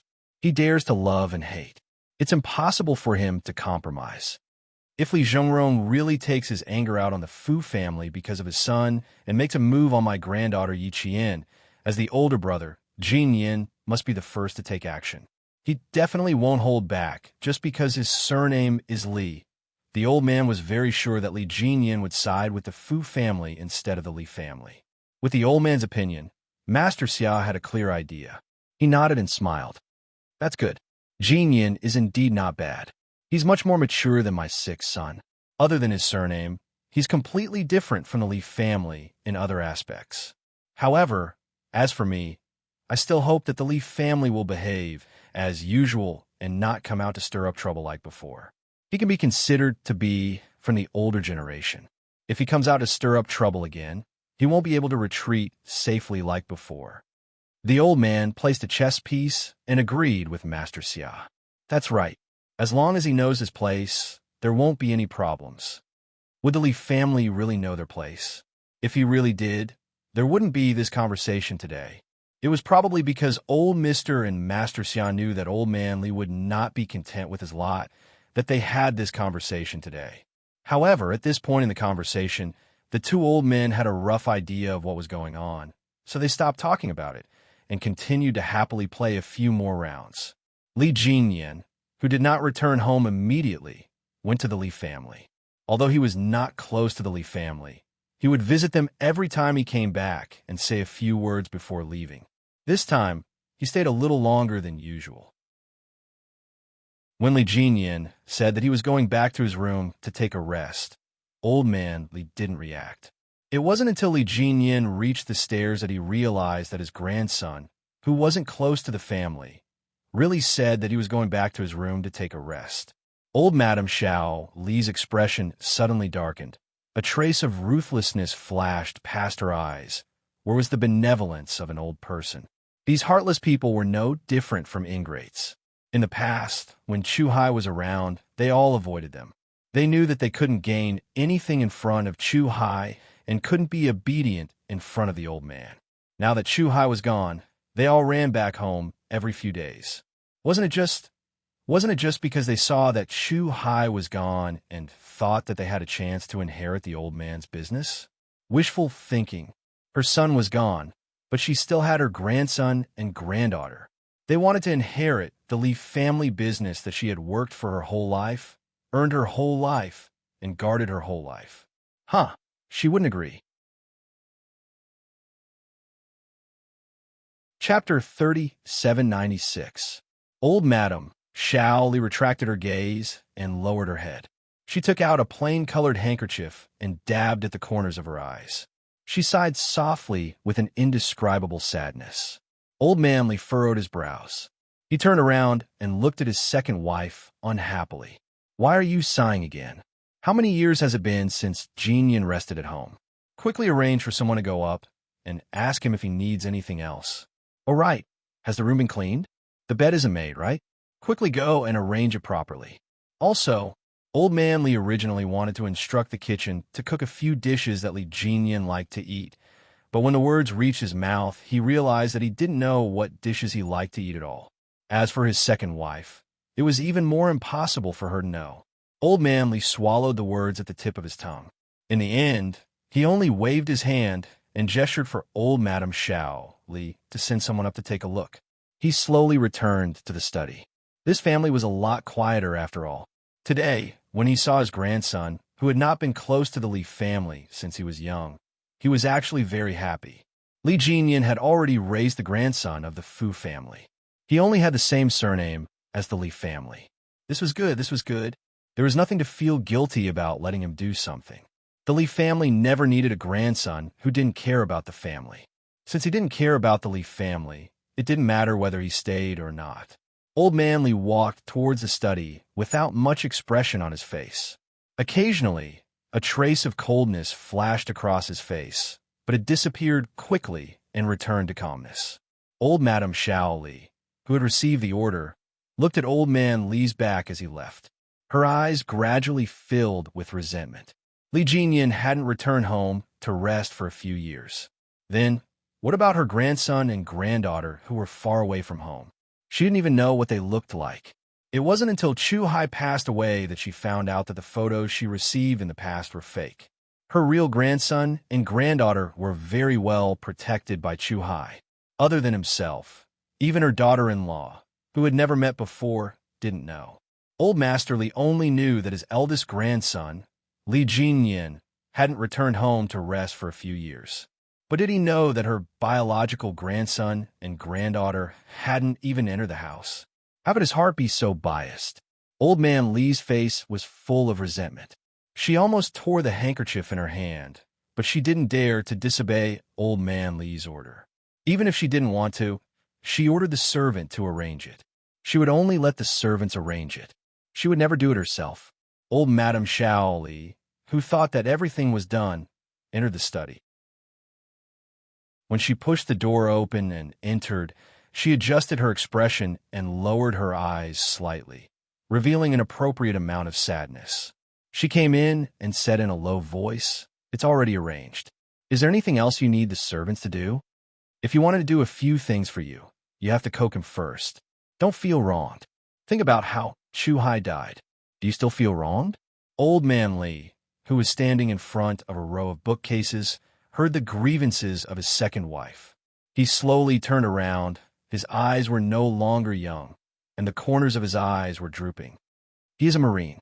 Chu Hai was killed at sea. With him, maybe we can know more." Old Madame Xiao Li, who was still feeling wronged, heard this. Her face suddenly became happy, and then she cried with joy. It wasn't because Chu Hai left that Old Master Li got close to Li Jinyan. It was because he needed Li Jinyan's help that Old Master Li got close to him. Great. Old Master Li's heart was still on her second branch, and not those eyesores in the first branch. Chapter 3797. When Old Madame Li heard the truth, she cried tears of joy. Li Jinyan, who was upstairs, was listening to a servant's report in a low voice. Old Master gave the orders in the study. The butler was guarding the study, so I could not get close to him. That day, for some reason, Old Master Li suddenly asked Li Bu if he would be coming home soon and if he had any friends. Li Bu only replied that if Old Master wanted to know, he might as well ask you personally. There are fewer people coming in and out of the house compared to the first half of the year. It has been quieter recently, and there have not been any guests. Old Master went out a few times, and every time he came back, he did not look well. Once Old Master's study was not closed tightly, and I happened to pass by. I heard Old Master mention the Fu family. Other than that, Old Master did not do anything else. The servant finished telling him everything he knew and stood quietly by the side. He was an old servant of the Li family. When Li Jinyan's mother was still alive, he was still in the Li family. He helped Li Jinyan to keep an eye on Old Man Li, just to repay the kindness that Li Jinyan's mother had done for him. It also gave Li Jinyan a pair of eyes in the Li family. Ever since he found out that Li Chuhai was his aunt's murderer, he deliberately threw Yi Qian into the mountain village and ordered Yi Jifan to take care of Yi Qian. Li Jinyan started to pay attention to Old Man Li's movements. Based on his understanding of Old Man Li, he would not accept the death of his favorite son so calmly. He would definitely do something. Since this matter concerned the Fu family and Yi Qian, Li Jinyan went back to the Li family the last time he came back and contacted the servant. After listening to the servant's report, Li Jinyan, whose eyes were cold, did not let him stay in his room for too long. After the servant left, Li Jinyan stood quietly by the window sill. His thin lips were tightly pressed together, and his eyes were cold as he looked into the distance for a long time without moving. After getting some useful information, Li Jinyan didn't come out of the room until 5 in the afternoon. He had to go home to accompany his father. From a living room downstairs came the young man's laughter and the girl's surprised voice. It seemed that the young man had snatched something from the girl and angered her. "All right, stop messing around, you two siblings. The old man is old and can't stand the two of you messing around. How? Return the phone to your sister. She's about to graduate from university, but why is she still behaving like a child?" Li Jinyan, who was about to go downstairs, stopped in his tracks when he heard the gentle voice of persuasion. The noisy young man and woman were his half-siblings, and the woman who spoke was his stepmother. A stepmother who was afraid that when he returned to the Li family, he would snatch her son and daughter's family property. Old Madam Li smiled kindly. The two siblings haven't seen each other for a long time. Just let them mess around. The old man won't think that the two siblings are messing around and will only be happy. Mom, don't spoil them. One will graduate from university next year, and the other will be in her second year.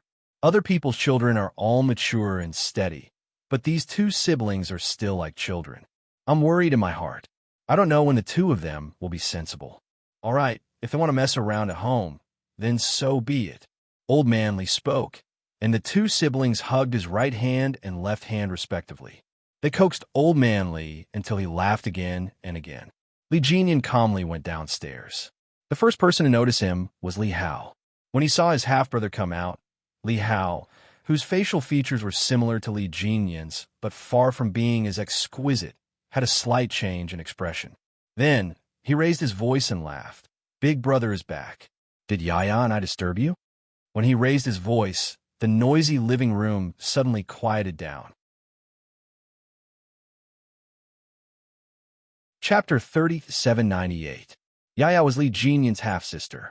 Her nickname was Yaya, and her real name was Li Xian. She was young but scheming. She had been like this since she was young, and the older she got, the more capable she became. She was far better than her mother. Li Hao raised his voice, and the air in the quiet living room seemed to freeze. There was a sense of unhappiness as if a stranger had barged in. The stranger was naturally Li Jinyan. Li Xian had always disliked her half-brother. She had disliked him for as long as she could remember. Seeing that her brother Li Hao was still happily greeting her, Li Xian pursed her lips and said coldly, "He has always thought that we are noisy. Even if I don't say a word, he still thinks that I am noisy. Yaya, go back to your room. Yaya can stay here and accompany me. Why go back to your room? Jingyun, you are good at everything, but there is one thing you are not good at. Sometimes you are too strict with your children. Old Madam Li sighed softly. She was the one who introduced her stepson as a daughter-in-law. Although there was a layer of separation between them, she had always been good to her. This was why she was willing to support this unrelated daughter-in-law and give her some face. Li Hao and Li Xian had been close to her since they were young. They both knew that their stepbrother was not a good person. They would rather be close to their second son or daughter than their half-brother. This was what she was happy to see. And this time, old Madam Li had some thoughts about protecting her. She knew that she had a favor to ask of Li Jinyan, but her attitude was a little high. It was really impossible for her to express goodwill to Li Jinyan, but she had to lower her attitude and express goodwill. This made her feel a little uncomfortable. This made her want to continue to be high and mighty. She also wanted Li Jinyan to do good things for her. She also wanted to let Li Jinyan know that even if they were not blood-related, she was still his grandmother. Now that she had a favor to ask of him, it was also his filial piety as a junior. This mentality was very subtle, and it showed that old man Li still cared about the identity of her mistress. Even if she had become the legal wife of old man Li, it could not erase her scandal in the past. When old Madame Xiao Li saw that Li Xian was being criticized, she glanced at Li Jinyan unhappily and said defensively, Yaya isn't wrong. Jinyan likes to be quiet since he was young and doesn't like to be noisy. Yaya is speaking the truth. You cannot reprimand her. Zhong Jingyun, who was Li Jinyan's stepmother, smiled helplessly when she heard this. Mom, you really can't spoil her anymore. She's a 21-year-old girl. Look at her. Where does she have the modesty of a woman? She's like a monkey. If I don't discipline her properly, I'm really afraid that she'll get into big trouble. When that time comes, I don't know how to deal with it. Even if the eldest daughter of our Li family gets into trouble, I'm not afraid. Yaya, don't be scared by your mother. If anything happens, Grandma will take responsibility for you. If not, there's still Grandpa. I won't let you suffer. Old Madam Xiao Li smiled kindly, and even the light in her eyes was gentle. She really doted on Li Xian as if she was her own granddaughter. If she really doted on Li Xian as if she was her own granddaughter, she wouldn't have allowed Li Xian to get into trouble and wouldn't have to worry. Zhong Jingyun's eyes flickered slightly.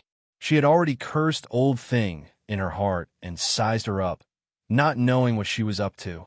Wasn't she just trying to raise her son and daughter badly? The older they got, the more disappointed the old master would be. When that time came, the old master's biased heart would be completely biased towards her branch. Fortunately, Li Chuhai was dead. Chapter 3799. As for her stepson, Li Jinyan. Thinking of this, a smile appeared in Zhong Jingyun's eyes. All these years, her stepson had never returned home properly, nor did he have any intention of reconciling with her husband. Her husband had said countless times that he had raised a son for nothing, so her stepson naturally wouldn't be a stumbling block for her son to inherit the Li family's business. Her stepson was abandoned by her husband, and her biggest enemy, Li Chuhai, was dead. What else could her stepmother do? She was old, and she spent all her time with old Master Li. She did not know much about the outside world. When old Master Li handed over the power to her husband, her stepmother would have to rely on her family. Li Jinyan didn't want to stay for even a moment longer after hearing their conversation. He nodded slightly at Li Hao and walked to old man Li. He bowed politely and said, "Take care of yourself. I'll visit you next time." This was his grandfather, a blood relationship that could not be changed. He would not lack the respect that an elderly person should have, but that was all there was to it, nothing else. Old man Li did not like Li Jinyan, not only because he was close to the Fu family, but also because he could not understand what his grandson was thinking. He did not like people and things that were out of his control. He did not like it at all. Hearing this, old man Li's face darkened. However, he needed Li Jinyan's help. No matter how unhappy he was, he temporarily suppressed it and said, "If you can come home to visit me more often, I will be fine. It's almost dinner time." You only come home a few times in a year. This time, your brother and sister are all here. Stay for dinner with the family." He wanted to express his grandfather's love for his grandson. But because he had never treated Li Jinyan like this before, his words were not only not caring, but also commanding. Zhong Jingyun, Li Hao, and Li Xian's faces were a little tense. Zhong Jingyun and Li Hao were slightly better and did not show too much of what they were thinking. However, Li Xian did not hold back and said, "Grandpa, you're asking him to stay for dinner? Aren't you worried that Grandma will choke?" "No, I don't. Who likes such a cold face? Look at him. There's no other expression on his face other than coldness. It's as if our family owes him a lot of money. I've lost my appetite just looking at him." Old Man Li suddenly asked the grandson he didn't like to stay for dinner, which made Li Xian feel threatened. It was as if a meal could make her lose her position in the family. This was what old Madame Shaoli liked about Li Xian. She was straightforward and could always say what she wanted to say, but could not. Without waiting for Zhong Jingyun, whose expression had changed, to reprimand her, old Madame Shaoli hurriedly defended her. "You lass, you're joking here again. What do you mean by cold? Your brother is mature and steady. He doesn't like to show his emotions. Do you understand?" "Grandma." Li Xian wanted to say something, but old Madame Li gave her a look and said softly, "Your grandfather means that you are not allowed to refute him. Be sensible." Li Xian was afraid of old man Li, so she replied with a soft, "Oh," and shut up, no matter how unwilling she was. Ever since Li Jinyan entered junior high school, he had never had dinner with Li Hao or Li Xian, who disliked him because they had wronged him. It was not that he did not want to have dinner with their family, but that their family did not like to sit at the same table with him. There was no room for negotiation. Li Jinyan didn't even look at the people who were looking at him. He replied indifferently, "No, I still have some things to take care of. I'll come back to see you next time. Goodbye." Chapter 3800. As Li Jinyan spoke, he didn't forget to nod slightly at old Madame Shaoli. When it came to etiquette, Li Jinyan had always taken care of everything. Even the picky old Madame Shaoli had nothing to say. When Zhong Jingyun heard that her stepson didn't follow the old man's wishes to stay for dinner, she let out a sigh of relief in her heart. Then, she saw old man Li's expression change because of the rejection, and her heart relaxed even more. At this time, she finally stood up and acted as an elder for once. Just now, she had been ignoring Li Jinyan's existence. Ever since Jinyan went to the army, he's been especially busy and doesn't have time to eat with the family. We all understand. Just let Jinyan rest assured and go do his work. It's fine. We're already used to it. Zhong Jingyun's words were extremely clever. She put all of her displeasure on Li Jinyan being busy. As for them, they were already used to him being busy, so it didn't matter if he accompanied them or not. They could all understand. How? Go send your brother off." Immediately after, Zhong Jingyun added another sentence. Her meaning was even more obvious. She was afraid that Li Jinyan would change his mind and stay for dinner, so she quickly chased him away. Li Jinyan couldn't see through his stepmother's tricks when he was young, but Li Jinyan knew when he grew up. Now, needless to say, as soon as Zhong Jingyun opened her mouth, he knew what she would say. Li Jinyan, who knew this in his heart, didn't argue with his stepmother. To him, these arguments were meaningless. They were all unrelated people. It was better to stay and talk to them for one more minute than to stay at his maternal grandfather's house for one more minute. Li Jinyan didn't refuse Li Hao's send-off. He only nodded and walked away. When old Madame Shaoli saw that he was really leaving and didn't have any intention of staying, she couldn't help but feel a little anxious. She didn't like Li Jinyan staying, but this time she had no choice but to stay. "Old man, look, if you had said less, he would have stayed." Although old man Li couldn't see through his eldest grandson, he knew that once his eldest grandson made up his mind, no one could change his mind. He didn't force Li Jinyan to stay. He coldly glanced at his second wife, who failed to do anything but spoiled everything. He slammed his crutch on the ground and left the living room with the help of a servant. With Li Hao and Li Xian around, it was not the right time for Zhang's son to speak. He had to find another opportunity. Li Xian was happy anyway. She sat beside old Madame Xiao Li obediently, gently patted old Madame Xiao Li's arm, and said coquettishly, "Grandma, let him go. Why do you keep him? My brother and I will eat with you. If you're still unhappy, I'll have Sis Jiai come over as well. Your Sis Jiai isn't coming over. She went to Nangguang to look for your brother Kaiwei." Old Madame Xiao Li didn't want her stepdaughter-in-law to notice anything amiss, so she immediately patted the back of Li Xian's hand and sighed. "If you're free, you should chat with your Sis Jiai more often and make her happy. Don't worry, I'll give Sis Jiai a call tonight," Li Xian said intimately. Then, she said something else that made old Madame Xiao Li smile even more. In a living room, the grandmother and granddaughter pair were enjoying themselves. On the other hand, Li Hao, who had just walked out of the Li residence, glanced at the car parked outside, and his eyes darkened. He asked Li Jinyan with a smile, "Brother, you went to Dangwei Garden first before returning home, right? Brother, you're staying at the Fu residence for a long time, right?" Chapter 38:01. Li Jinyan, who had already opened the car door, paused when he heard this. He turned around and looked indifferently at Li Hao, who was half-blood related to him. "Li Hao, don't waste too much time on me. The Li family has nothing to do with me. Instead of wasting time on me, why don't you find out if the old master plans to bring Li Jun and Li Qin back?" "What do you mean?" Li Hao, who had been smiling a moment ago, suddenly turned cold. He stared at him, trying to figure out what was going on. "Does Big Brother know something?" "I don't know anything, but I can guess. This old madam has been working hard for her son and daughter. Now that her son is gone, she will work hard for her grandson and granddaughter. So, Li Hao, you're not afraid of me."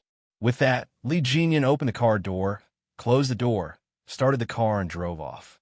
It was not that he did not want to play tricks, but he did not want to. But if it was related to the Fu family, he did not mind playing a trick. Li Hao, who had been reminded, stared at the car in the twilight. He stood there for a long time until the car disappeared. Li Jinyan had really reminded him.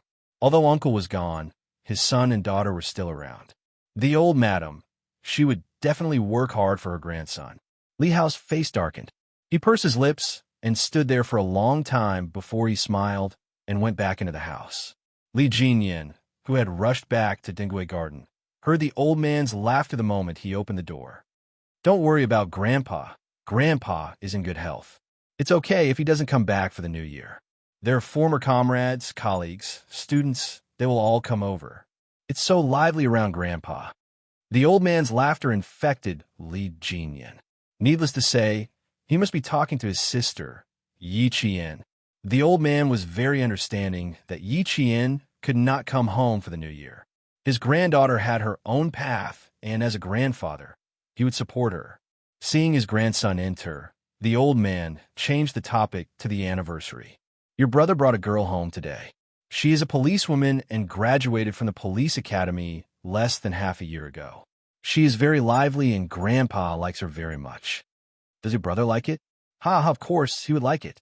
Otherwise, why would he bring it home and show it to his grandfather? However, your brother wasn't very proactive and didn't invite the little girl into the house to sit. Uncle Fu invited the young lady in, but your brother doesn't even know how to pour her a glass of water. Grandpa is worried. If he doesn't take the initiative, when will he be able to get that girl? Jane Eyre, you have to have a good chat with your brother and ask him to take the initiative. Don't really become a bachelor." Li Jinyan helplessly took the microphone and explained to Yi Qian, "It's not like what Grandpa said. I have nothing to do with the anniversary. She came here today because she suspected that I was a fake soldier. She needed to confirm my identity, so she followed me home. It's not like what Grandpa said." On the other side of the phone, Yi Tong's eyes curved into crescents as she smiled. "But Grandpa likes her a lot. Hearing Grandpa say that, I think she's a very interesting police officer. Brother, you're boring. It's better to find an interesting girlfriend." It was an anniversary. The name sounded very interesting, and it was even rarer that both grandfathers agreed. Based on their foresight, if both of them agreed, then it must be good. "You've been demoted to the company, right?" Perform well in the company and don't worry about family matters. Also, don't join the fun.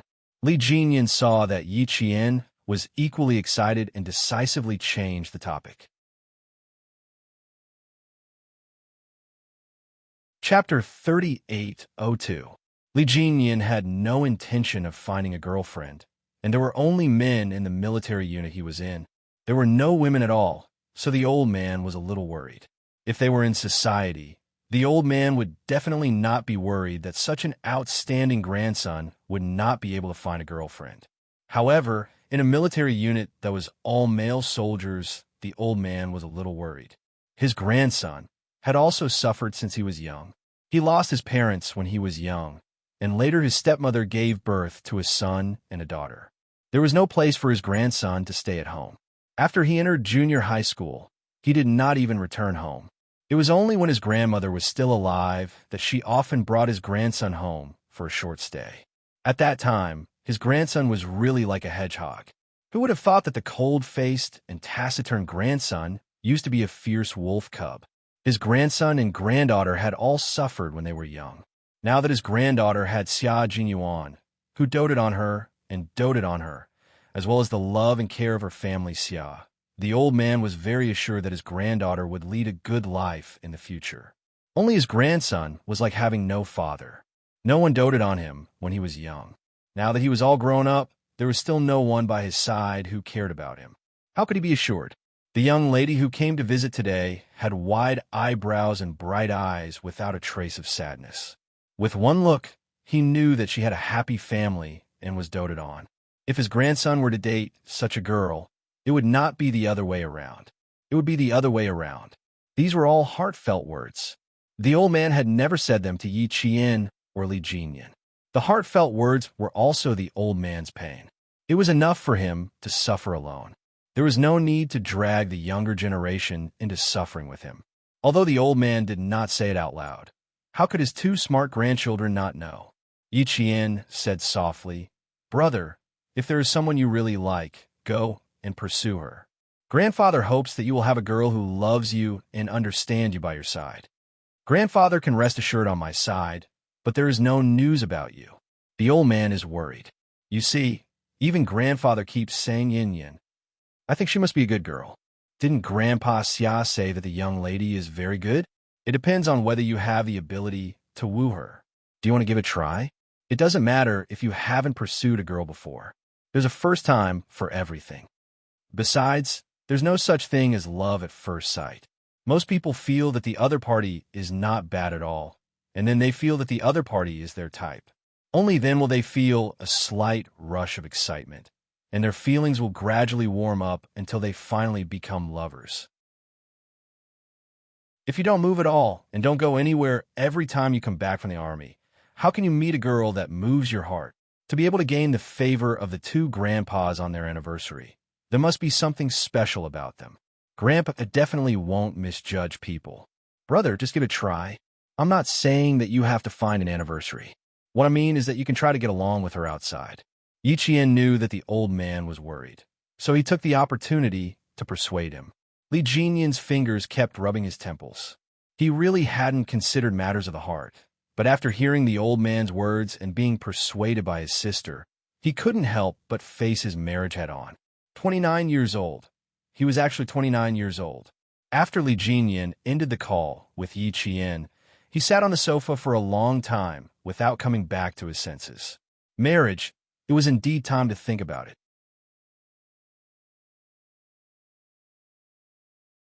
Chapter 3803.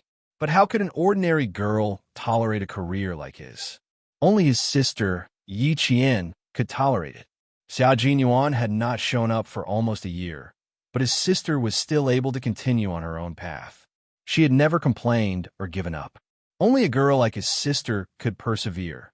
When Xia Jinyuan came back, he had to ask him how to win his sister's heart. As for Yin Yin, Li Jinyan did not have any thoughts about it. He did not have any thoughts about it, and neither did Yin Yin. But the fate between people was so magical. Today they were not connected, but tomorrow, the day after, and the day after, no one knew if they were fated to be together. When the old master came out of the kitchen, his grandson was still sitting alone on the sofa. The dim light shone on him, making him seem isolated from the outside world. The old master sighed deeply in his heart and walked over. The sound of his footsteps startled Li Jinyan, who quickly got up to help the old master. Uncle Fu had already prepared dinner. Amidst the aroma of the dishes, Li Jinyan placed his chopsticks on the table and started chatting with the old master. When the meal was about to end, the old master said to him, "Your sister can't come back to the capital for the new year. Why don't you go to Nanguang to visit her? She hasn't been home for a long time. I don't know how she is now." Li Jinyan thought about his vacation and agreed without hesitation. When the old master fell asleep late at night, Li Jinyan asked casually, "My sister has returned to the Fu family, but no one knows about it yet. Do you have any plans here?" What he meant was when he would let everyone know that the old master's granddaughter had returned home. Your uncle and sister didn't seem to want to let anyone know about this. Let nature take its course. The old master, who was lying in bed and getting ready for bed, looked at his grandson kindly. He patted the back of Li Jinyan's hand and said gently, "Jinyan, there are some things that you shouldn't get involved in. Your uncle and I know what to do. Don't just think about us. You have to think about yourself.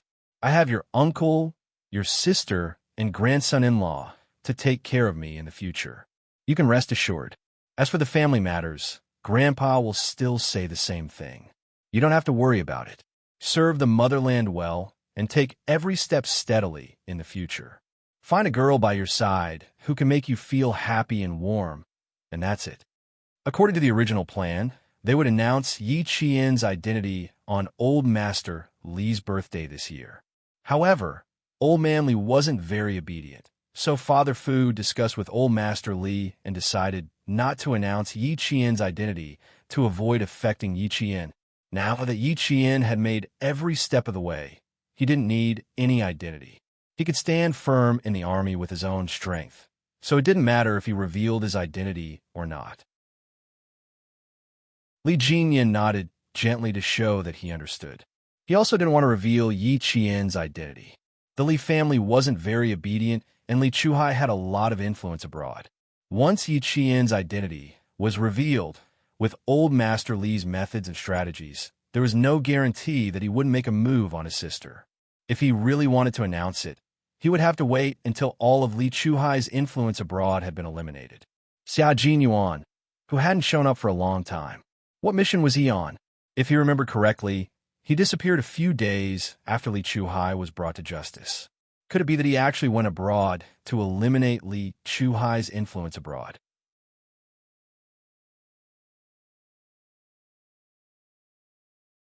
Chapter 3804. Li Jinyan, who was very logical and meticulous, was able to deduce the reason why Xia Jinyuan left the country. He only knew about it in his heart and would not tell anyone else. Yi Qian did not know that Li Jinyan would arrive in Nanguang in a few days and directly went to the army to visit her. During the afternoon break, Yi Qian was caught by the company commander to greet the female soldiers from the Arts and Crafts Regiment who came to visit the soldiers and to perform. "We are a group of rough men. The female soldiers from the Arts and Crafts Regiment are delicate. If we are a little louder, we will scare them. 2 years ago, one of the battalion commanders was a little louder and scared a female soldier who was performing a dance so much that she sprained her ankle. At that time, the regiment commander glared at us and told us not to watch the female soldiers perform in the future. The regiment commander is really ruthless. He did what he said. In the past 3 years, no female soldiers from the Arts and Crafts Regiment came to perform. It was all the male soldiers and their wives who performed the Spring Festival Gala. This time, you and Ding Ling can take good care of them. With you guys around, I can rest assured. At least there won't be any louder voices that will scare the female soldiers and cause them to sprain their ankles." The company commander told Yi Qian about the journey of blood and tears from 3 years ago. He only had one goal: to ensure that the female soldiers performed normally. There was no choice. In the army where the ratio of men to women was severely imbalanced, when it came to festivals, all the men would reveal their hidden emotions, especially the single soldiers. It could be said that every time the female soldiers from the Arts and Crafts Regiment came over, their gazes were almost sincere. If the female soldiers met their gazes, it would be terrible. They would all become young ladies, happy and shy at the same time. But when they were asked to speak to the female soldiers, they would be terrified again. They were the type that would be satisfied just by looking at them. They did not dare to look at them for too long. The new year was approaching. They missed their parents, wives and children, girlfriends. Although they were usually tough, the closer it was to the end of the year, the more their hearts felt like they were being scratched by a cat. No matter how difficult the training was, it could not stop them from missing their families, lovers, and children. Soldiers were also humans. The mission given by the military uniform allowed them to hide all their emotions. But humans would have moments of weakness. At this time, they needed consolation, and the Spring Festival Gala was the greatest consolation for the soldiers. There were programs to watch, touching and heartwarming dialogues to listen to, and being able to receive care at his weakest moment. A man made of iron could feel the concern from the troops. He wiped away the tears at that time, patted his chest, picked up the steel gun, and held his head high. He was a soldier who bled, but did not shed tears. Although this was the first time Yichien had been assigned to a company, he was not unfamiliar with the life of a basic company. When she was in Fujian town, she often trained and lived with the soldiers in the company. She could understand why the soldiers valued this spring festival gala so much. A few days ago, she and Ding Ling had been warmly welcomed as national treasures. Only then did she realize that even the telephone operators in their company were all male soldiers. No wonder the male soldiers and the company commander were looking forward to it so much. The female soldiers from the Arts and Crafts Regiment were still rehearsing in the Great Hall. When Yichien and Ding Ling, who were given the important task, entered the Great Hall, they saw a few male soldiers who were also recruited to be able-bodied men setting up the tables and arranging chairs. Just as the company commander said, all of them were so obedient that they did not even dare to raise their heads and peek at the female soldiers on stage. Everyone on the training ground was full of vigor, but at this moment they were all shy. Yichien's gaze landed on the stage.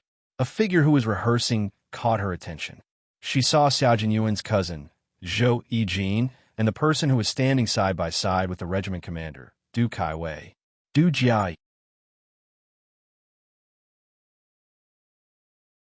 Chapter 38:05. In the first month of this year, Yichien went back to the family Xia with Xia Jinyuan and met Zhou Yijin. Later, due to an urgent mission, he left in a hurry without saying goodbye to the elders of the family Xia. She still remembered Zhou Yijin, but she did not know if Zhou Yijin still remembered her. After all, they had not seen each other for almost a year. She knew that Zhou Yijin was from the Nangguang Military District's Arts Regiment, but she did not expect to meet her in a basic company. Yichien planned to greet her later. Ding Ling looked at the female soldiers dancing on the stage and said enviously, "They're so agile. Their figures are comparable to water snakes. Just a light jump, and they're as light and soft as a feather. It's like they're weightless." I heard that they still need to control their food intake. They can't eat too much. If they eat too much, they won't be able to dance.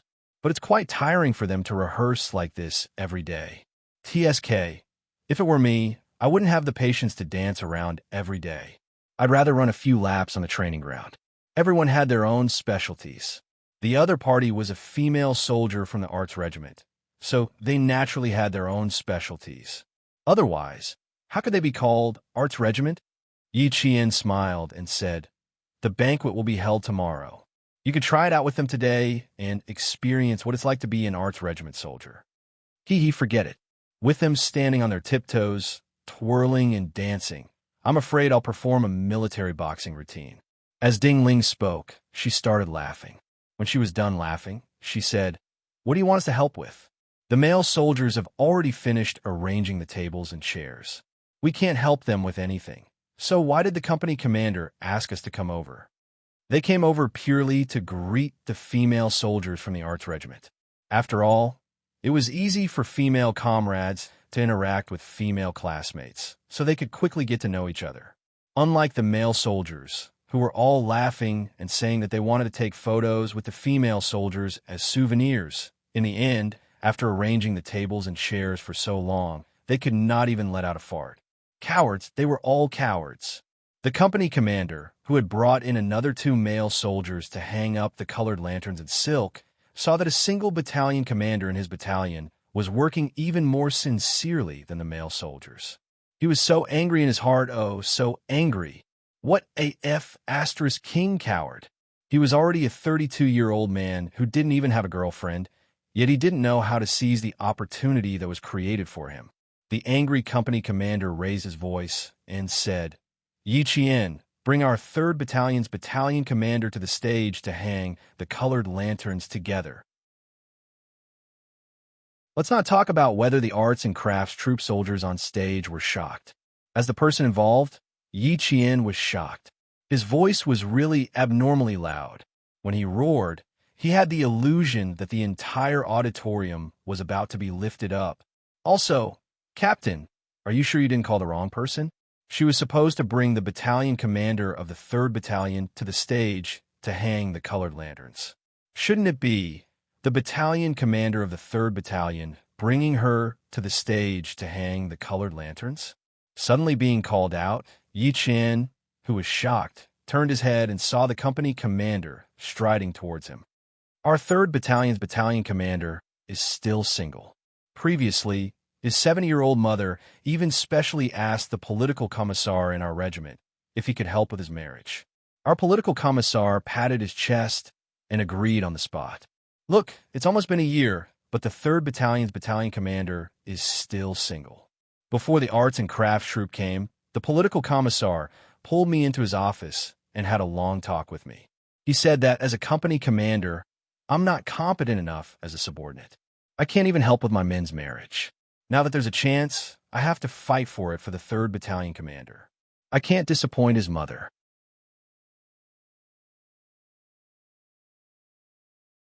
Chapter 3806. The company commander was from Nangguang. He spoke very stiff and awkward Mandarin, and his pronunciation was unclear. But the strange thing was all the soldiers in the company knew what he was saying, including herself.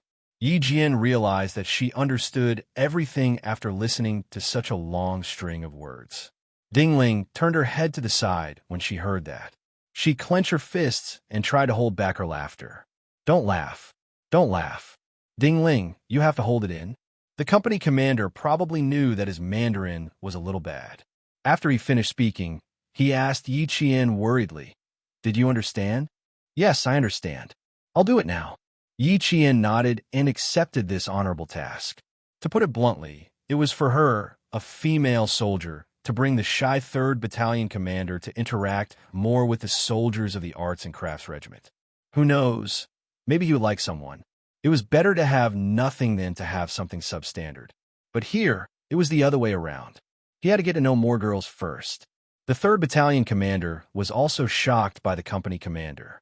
It wasn't that the company commander's voice was loud, but asking him to go on stage and hang up the colored lantern scared him. What kind of joke was this? Ask him to go on stage? Definitely not.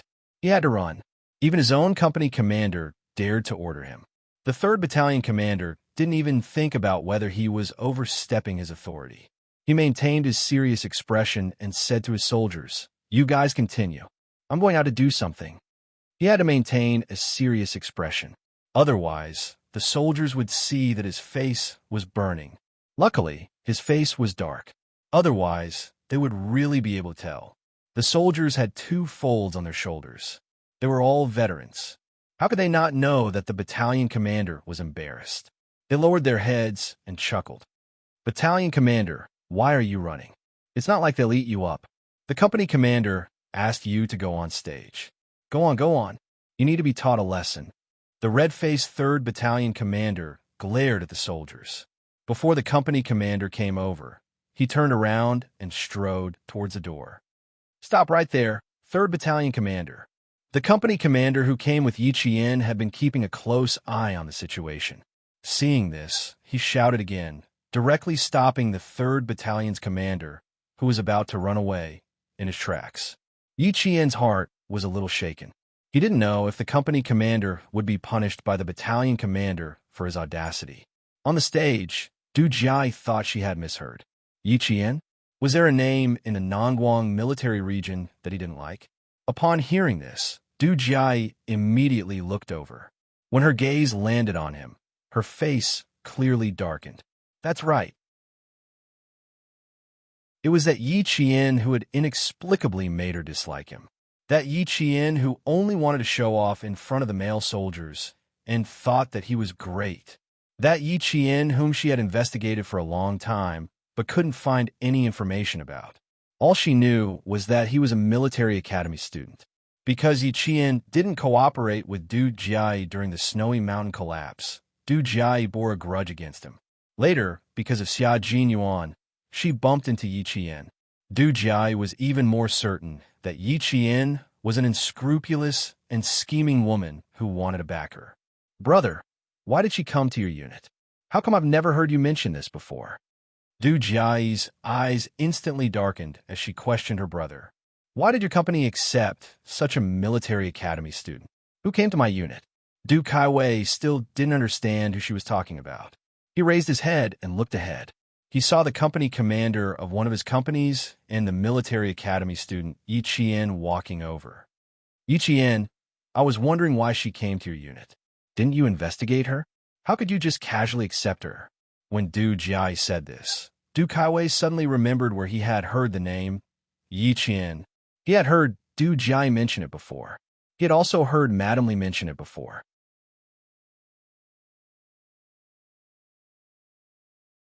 Chapter 3807. As for the mention of Yi Qian, Du Kaiwei remembered that she seemed to be related to Yi Zhifan from the southern province. They both had the surname Yi. Could it be that Yi Qian was the daughter of Yi Zhifan, who had almost married into the Du family back then? If that was the case, she's Yi Zhifan's daughter? Du Kaiwei frowned and confirmed with Du Jia. If that was the case, then no matter how outstanding Yi Qian was in other aspects, she couldn't stay in the army because of her questionable character. He would add a note to her file. She's not a daughter, she's a niece. Yi Ying is Yi Zhifan's daughter, but there's no difference. They're all the same in the family, swindling people everywhere. The disgust on Du Jia's face deepened. Yi Qian and Yi Ying were the same. They both wanted to climb up the social ladder and marry into rich families. There was no news of Yi Ying now, so she must have been dealt with badly. But what about Yi Qian? She would always bump into her by accident, and her good mood would be ruined once again. So it's a niece. They're not the same person. Only then did Du Kaiwei's furrowed brows loosen. It's good that they're not the same person. Seeing the disgust on his sister's face, Du Kaiwei frowned again and said in a low voice, Jia, Yi Qian is Yi Qian, and Yi Ying is Yi Ying. You're biased. Also, Mom's temper isn't very good right now. She'll say some unfair and unpleasant things. You should know how to judge. How can you be prejudiced against Yi Qian just because she's Yi Zhifan's niece? If Yi Qian really had a problem, her school wouldn't have given her such a high evaluation. She's been in the company for a few days, and her performance has been very good. There's nothing bad about her. Jai, do you have some misunderstanding about Yi Qian? Du Kaiwei was a good person overall. Shielding his own people was his strength, and he was very protective of his own soldiers. Although he was a little narrow-minded and liked to hold grudges, he was generally passable. Yi Qian was now his soldier. When Du Jia said that Yi Qian was not good, he did not believe her one-sided story. He did not think that Yi Qian was not good. He had his own judgment and would not be easily swayed. Du Jia pursed her lips and did not say another word. She did not just have a prejudice against Yi Qian, but she knew her brother's personality. He was very protective of his own people. He did not allow outsiders to speak ill of his own people, nor did he allow others to speak ill of his soldiers, even if it was his own sister. Forget it, I won't talk to him anymore. As long as Yi Qian is in his regiment, he will not help me. Besides, Yi Qian didn't have any conflicts of interest with her, so she had to put up with it for the time being. If she dared to offend me like before, don't blame me for being merciless. Du Jia's eyes flashed with a fierce light. She did not complain to Du Kaiwei anymore. She raised her chin slightly in the direction of the female soldiers who were still rehearsing. She said in a low voice, "I'll go take a look at their rehearsal. There's still a few movements that they haven't gotten right." Du Jai did not want to say anything more, so she found an excuse and left. On the stage, Yi Qian had already noticed when Du Jiai's gaze swept over. Yi Qian believed that with Du Jiai's prideful personality, she would not do anything impolite. Therefore, Yi Qian did not take her gaze to heart. In addition, now was not the time to argue with Du Jiai. The expression of the 3rd Battalion's battalion commander, who was walking over, was not very good. The company commander who had ordered the 3rd Battalion's battalion commander to stop saw that the battalion commander's expression was a little gloomy. Sweat began to form on his forehead. He had been full of energy and shouted with an aura that was one level higher than the battalion commander's, but now he was a little scared.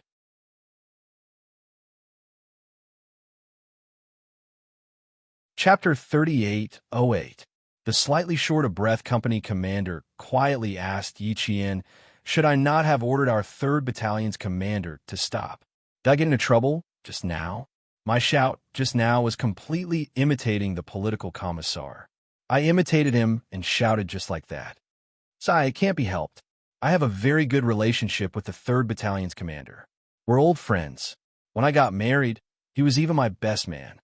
Yi Qian and Ding Ling, the 2 cadets who hadn't entered the platoon yet, quickly looked at each other. So it wasn't that they weren't afraid, but that they were afraid in hindsight. Also, the 2 of them had learned something. Sometimes, the relationship between superiors and subordinates really couldn't be too old. If they were too old, they might end up kicking an iron plate if they weren't careful. Now, their company commander had kicked an iron plate. You can say that this is an important task entrusted to you by the political commissar. You can't disobey a superior's order. "Please forgive me, 3rd Battalion's commander." Yi Qian saw that the company commander was still raising his hand to wipe the sweat on his forehead. He also whispered quickly, "Also, you can say that you've been good friend for many years. I couldn't bear to see you still not find a wife," and shouted in a moment of desperation. "I was overly concerned and overstepped my boundaries." The company commander's good friend, the 3rd Battalion's commander, was already walking over. The company commander quickened his steps and smiled slightly as he walked over. Then his stomach was secretly punched by the 3rd Battalion's commander's iron fist. "2nd Company's commander, why did you ask me to stop?" The 3rd Battalion's commander, who was facing Yi Qian and smiling, revealed a mouthful of white teeth. His voice was squeezed out from between his teeth. "You got guts. You still dare to King order me. If I didn't know better, I would have thought that you were the battalion commander and I was the company commander. I have an imperial sword. I don't dare to disappoint the political commissar's important task. I can temporarily overstep my boundaries when it comes to the 3rd Battalion's commander's marriage, but only for marriage." The company commander, who had been punched in the stomach, felt bitter. He didn't want to shout either. Who asked him to run away? Once he ran away, he messed up his plans in a moment of desperation. The 3rd Battalion's commander didn't blame the 2nd Company's commander. He also knew that his old comrade was doing this for his own good. But he really couldn't bring himself to do this. "I'll deal with you later." As he spoke, the 3rd Battalion commander punched the 2nd Company commander in the stomach again. Hearing the 2nd Company commander gasp, the 3rd Battalion commander felt much better. The regiment commander and his sister are both upstairs. Bring 2 cadets to greet the regiment commander. Let the 2 female students stay here to greet them. Tell the male soldiers to disperse. All of you are just a bunch of cowards with evil intentions, but no guts. Just now, a female soldier took the initiative to ask a question. Good heavens, she stuttered and stuttered. She really embarrassed me. Aren't you the same? The company commander thought so in his heart, but he said something else. The male soldiers can disperse, but you can't.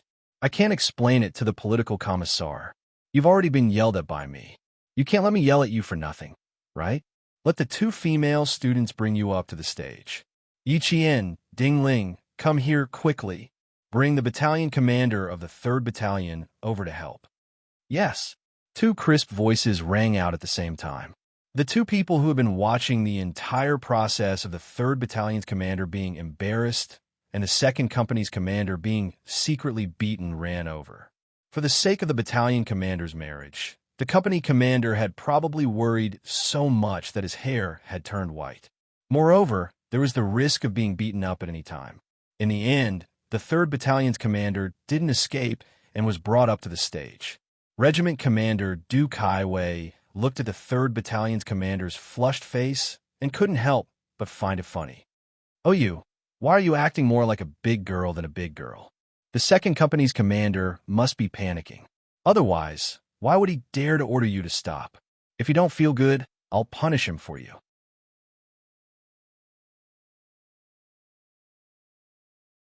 Chapter 3809. When they were on the stage, their eyes were either unfocused or staring at the corner of the wall. The 3rd Battalion's commander immediately shook his head. "No need, no need. This time, he's really anxious. That's why he dared to yell at me. He's never done that before." Hearing this, Du Kaiwei smiled at Yi Qian and Ding Ling. "Look at your commander. I was just saying it casually, and he took it seriously. If I put the two of you in the 3rd Battalion, I won't have to worry about you guys being taken advantage of. With a commander like him, who doesn't put on airs as a leader, none of you will be taken advantage of." For some reason, Ding Ling felt that something wasn't right when she heard this, but she couldn't pinpoint exactly what was wrong. She didn't dare to say much, so she looked at Yi Qian. Yi Qian, who understood what was going on, was even less likely to say anything. He winked at Ding Ling with a slight smile on his lips and remained silent, not saying a word. Seeing this, Du Kaiwei couldn't help but narrow his eyes. Student Yi Qian was indeed interesting. A very smart female student. Yi Qian definitely wouldn't say anything. At this time, as long as she opened her mouth, both sides would be at a disadvantage. The 3rd Battalion's commander would protect the 2nd Company's commander, while Regiment Commander Du Kaiwei would think that the relationship between the two commanders was too good and inappropriate. If she had to think who was right and who was wrong, she would definitely think that the 3rd Battalion's commander was right. In the power of the three armies, no one is more important than the general. The relationship between superior and subordinate officers determined the cohesiveness, combat effectiveness, and unity of a unit. The 3rd Battalion's commander had a very good relationship with the commanders of the 3 companies under him. When they were at work, there was a clear distinction between superior and subordinate. When they weren't at work, they were good brothers. When they were at work, they were very harmonious. When they weren't at work, they were even more harmonious. This was one of the main reasons why the 3rd Battalion's battle results had always been at the forefront. The smiling Yi Qian received a nod of approval from the 3rd Battalion's commander. He didn't have much contact with the two female students. They were both under the command of the 2nd Company's commander. It wasn't hard to see that the 2nd Company's commander would talk about student Yi Qian in front of him whenever he had time. Good overall qualities. This person was also very smart. Not bad. If all the students were as strong as her, the basic companies would have less to worry about. He smiled and said, "If they don't train well and don't cooperate with the basic level companies, the first one who won't let them off will be me. I've told the commander of 2nd Company that we can't be merciful just because they're female soldiers. Treat them the same way we treat the male soldiers. There's no difference." As he spoke, the battalion commander of the 3rd Battalion suddenly pointed at the stage that he had been avoiding. "Yi Qian, go over to the stage and have a look. A female soldier has already waved at you several times." Only then did Yi Qian turn to look. It was none other than Zhou Yijin, whom he thought he didn't recognize. Ding Ling didn't want to stay behind alone. Seeing that Yi Qian was about to leave, she immediately said, "Regiment Commander, Battalion Commander, I'll go with Yi Qian to take a look." If he asked the commander, he would definitely need the commander's approval. "Go ahead. If they need anything, try your best to help them. Also, the one in the middle who isn't wearing a military uniform is my younger sister. She used to be the backbone of the arch troop and only retired 2 years ago." Du Kaiwei nodded, and the two of them left. "These two female students are quite interesting. Do you have any thoughts of keeping them? If you do, you can tell me." Du Kaiwei started chatting with the battalion commander of the 3rd Battalion. The battalion commander of the 3rd Battalion replied seriously, "One of them is a command type, and the other is a technical type. Neither of them are suitable to stay behind. I don't have a place to arrange for them to come over. There are no more empty spots in my battalion. It would be a waste of their talents to let them come over."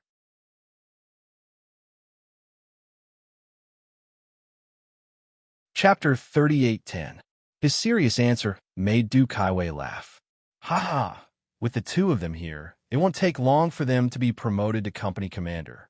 When that time comes, the company commanders of your 3 companies will have to give up their positions. How can you bear to let them go?" How could he let the company commanders under the 3rd Battalion give up their positions? The 3rd Battalion was the most powerful of the 3 battalions under him. Some time ago, there was even a rumor that the commander of the 3rd Battalion was likely to be promoted to deputy regiment commander. This time, he saw the commander of the 3rd Battalion interacting with the company commanders under him. The company commander didn't even get angry when he ordered a battalion commander to stand down. Du Kaiwei didn't say anything, but in his heart, he planned to have a good chat with the commander of the 3rd Battalion. If he could really make one of the company commanders under him give up their positions, it would be a good idea. As for the commander of the 3rd Battalion, the reason why the 3rd Battalion had a good military record was because of their generals and division. You shouldn't always think that just because he was one rank higher than them, he should put on airs to show off his status. There was really no need for that. He had to understand the saying, "If you hold back the army, you will lose your master." As for their regiment commander, he was a good person and treated his soldiers well. Although he was a little stingy sometimes, he wasn't difficult to get along with. After the commander of the 3rd Battalion spoke up for his company commander, he changed the topic. "Regiment commander, I'm not in a hurry to get married. Look at the female soldiers, they're all soft and tender. They'll suffer if they follow us. I'll just go back to my hometown and find someone to live with. There's no use talking to me about this. Talk to the political commissar. In my opinion, it's better for you to find someone in the army rather than at home. Everyone can understand each other, and it'll be easier to communicate." After speaking, Du Kaiwei raised his wrist to look at the time. "I have a meeting in the afternoon, so I won't stay any longer. Text me if you need anything." "Okay." The commander of the 3rd Battalion nodded. Du Kaiwei then said, "Take care of my sister. She hasn't been in a good mood recently and has a bit of a childish temper. Take care of her." This wasn't a problem. They had all seen their regiment commander's sister's temper before. She might look fine, but who knew when she would change her mind?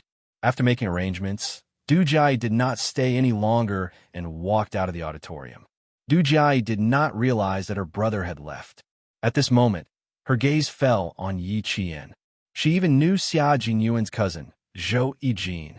What did this Yi Qian do to be able to chat and laugh with Zhou Yijin? No, that's not right. Zhou Yijin's standards are too high. Even I've been rejected by her several times. How could she be talking and laughing with someone like Yi Qian? What was the relationship between Xia Jinyuan and Yi Qian? How did Xia Jinyuan and Yi Qian get to know each other? One was in heaven, the other was on earth. The two of them could not possibly have any relationship. So how did they end up together? Du Jia did not even consider the relationship between Xia Jinyuan and Yi Qian to be a couple. She and Madame Li both valued family status. How could a military family like Family Xia allow a military academy student with nothing to his name to marry into their family? It was impossible even if she thought about it. She's looking at me again. I'm starting to regret greeting you in front of her. If she makes things difficult for you because of me, then it'll be my fault. Du Jia's glances made Zhou Yijin's expression turn cold. It was probably because she was related to Xia Jinyuan by blood. When her expression turned cold, he could vaguely see Xia Jinyuan's shadow between her brows. Yi Qian could not help but be dazed.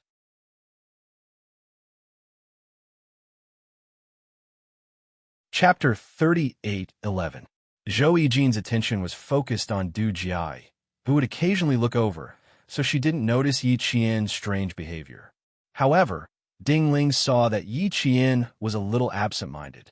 She gently nudged Yi Qian with her shoulder and whispered, "What's wrong with you?" What does she have to do with Regiment Commander's sister? What's your relationship with her? Why would Regiment Commander's sister deliberately make things difficult for you just because you said something to her? Ding Ling, who didn't know the inside story, was confused. She didn't understand why Zhou Yijin said that. Yi Qian, who was lightly touched by Zhou Yijin, snapped out of his daze from Xia Jinyuan's coldness. He calmly replied to Ding Ling, Yijin and I know each other.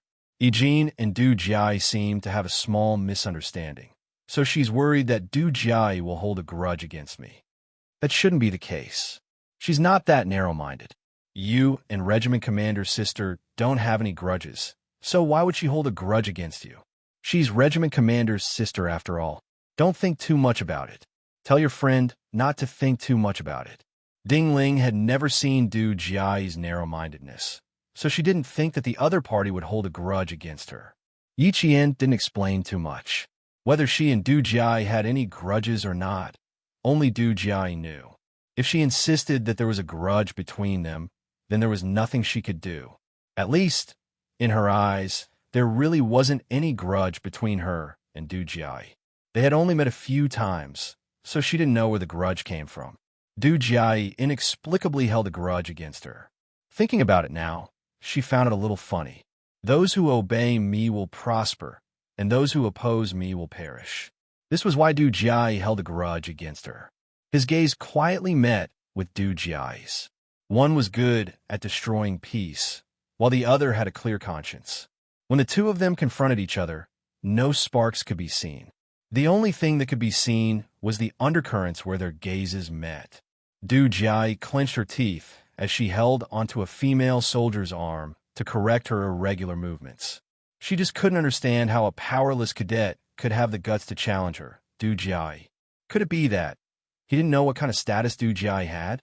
When this possibility flashed through her mind, Du Jiai could not help but clench her fists a little too hard. It was so tight that the female soldier whose arm was grabbed by her to correct the dance could not help but gasp softly. It was a little painful. Sorry, did I hurt you? Du Jiai immediately reacted and apologized gently. She had always maintained a generous, introverted, and cheerful image in the outside world. Her elegant temperament, which had been cultivated by Madame Li for many years, could indeed make people think that she was such a woman.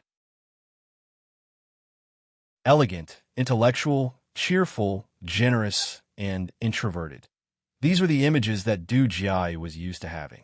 Her timely apology made the female soldier, who had just joined the regiment for a year, feel embarrassed. It doesn't hurt, it doesn't hurt. It's my own fault. I didn't pull my muscle just now. I'll go warm up again. Look, she liked this kind of temperament. She would admit whether it was right or wrong by herself. She didn't need to explain it all. Why couldn't some people do it and insist on going against her? She could understand Zhou Yijin's temperament. She also had a good family background. But why did Yi Qian from a village dare to go against her? If she really didn't know her identity, then it was necessary to remind her. Family background and identity had always been Du Jiai's pride.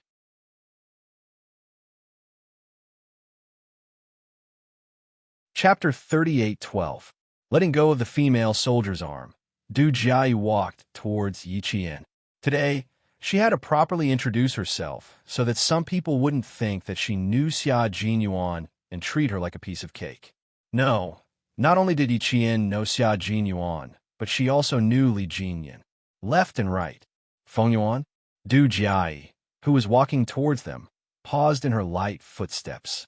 In an instant, the smile on her face deepened and her almond-shaped eyes were filled with an unfathomable coldness. When she took another step, Du Jiai's footsteps became much lighter. She looked at Yi Qian with even more hostility.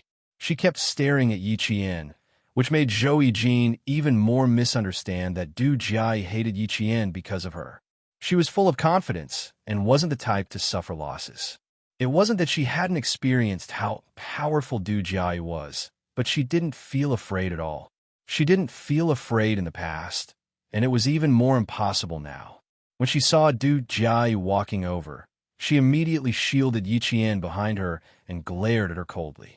Her glare made Du Jiai so angry that she fell backwards. In the past, when she was in the same team as Zhou Yijin, she was the only one who dared to go against her. She thought that after not seeing her for a year or two, she would become more mature. In the end, she was still the same as before. Faced with Zhou Yijin's cold glare, Du Jia elegantly curved her lips and smiled in response. She's pretending again. How disgusting. Zhou Yijin muttered. She looked at the woman walking over and whispered to Yi Qian, "She's walking towards us. Aunt Lu, don't say anything. Leave it to me. When dealing with this kind of woman, I'll make her reveal her true form in a second." She shielded Yi Qian and spoke softly.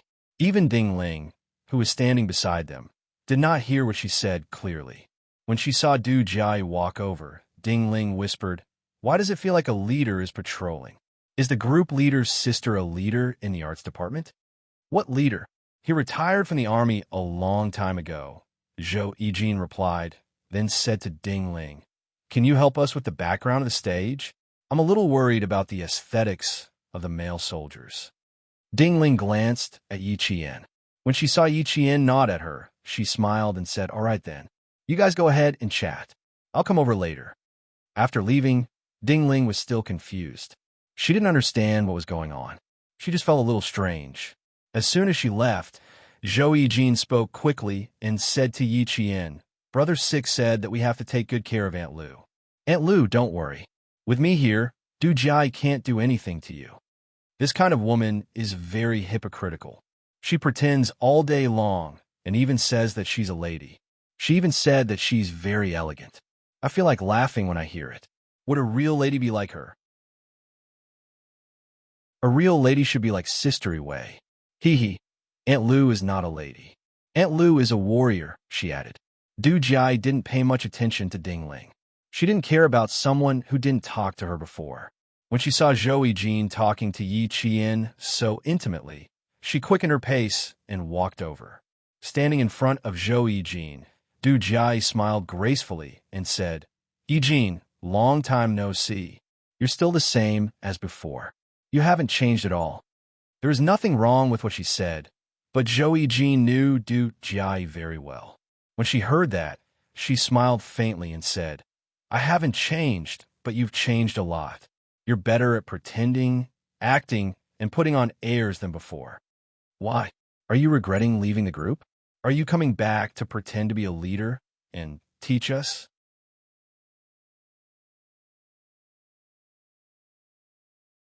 Chapter 38:13. As soon as Zhou Yijin opened her mouth, she really had the ability to make Du Jia so angry that her mouth was crooked. Yi Qian could clearly see the corners of her mouth twitching. It was obvious that she was having a hard time holding it in. "Yijin, why is your misunderstanding of me even deeper than before?" "Sai, it's really like what Principal Zhou said the last time we had dinner together. Yijin is still a child." "How's Director Ye's health?" "The last time I had dinner with my dad and Principal Zhou, we heard from Principal Zhou that Director Yi suddenly fainted a while ago. Our whole family was shocked when we heard it." "Yijin, is Director Yi feeling better now?" Those who could have dinner with Zhou Yijin's parents were not ordinary people. Du Jia introduced her parents and conveniently told Yi Qian about her identity. Every time she spoke, she would glance at Yi Qian from the corner of her eyes. She was waiting for Yi Qian's face to show that she was satisfied with. Unfortunately, the overly calm Yi Qian did not do as she wished. He did not even look at Du Jia. In her eyes, there was only Zhou Yijin, who was protecting her like a little chick. Du Jia's heart clenched. It was as if a fishbone was stuck in her throat. It was neither moving up nor down. It made her feel uncomfortable. When facing Yi Qian, Du Jia did not know why she cared so much about her background. She was so eager to suppress Yi Qian. Du Jia did not understand why she had such a mentality. But she also did not understand why every time she saw Yi Qian, she always felt a sense of danger. This sense of danger seemed to tell her that if she did not do anything, sooner or later, she would become the biggest threat. Facing Yi Qian's calmness, Du Jia, who felt a sense of danger, could not help but clench her fists. The corner of her mouth slightly tightened. Zhou Yijin was smart. But she did not expect Du Jia to say this just to let Yi Qian know how powerful her family was. Although she did not understand the real meaning, she could tell that Du Jia was showing off a little. Hearing this, she pursed her lips and laughed. Du Jia, what are you trying to show off about? Showing off that you had dinner with my parents? Or showing off that my parents can have dinner with Deputy Chief of Staff do? All right, don't pretend to be magnanimous in front of me. I know what kind of person you are, and I'm sure you know it too. So you don't have to be polite with me. Tired? There's no place for you in the arts department. You don't have to point fingers in front of us. Goodbye. I won't see you out. Every sentence was merciless. It was as if Du Jia's beautiful and hypocritical exterior was ruthlessly ripped off, letting others know what kind of person she was. Du Jia, who had already turned cold because of Yi Qian's calmness, suddenly had a cold look in her eyes. She had already let bygones be bygones, but Zhou Yijin did not give her any face at all. Du Jia secretly took a deep breath. She tried to make her voice sound as gentle as possible. Yijin, is there a need for us to be so hostile? My parents and your parents are both friends. As children, can't we get along well? You and Yi Qian can get along well. Our families are of equal status, and we both live in Beijing. We see each other often. Why must we quarrel whenever we see each other? Yi Qian? Yi Qian? When Zhou Yijin heard this, she first smiled. Her smile was as dazzling as a sunflower. Her smile only lasted for a few seconds before it suddenly turned cold. Her gaze was like a cold arrow shooting straight at Du Jia. Du Jia suddenly had a bad feeling in her heart.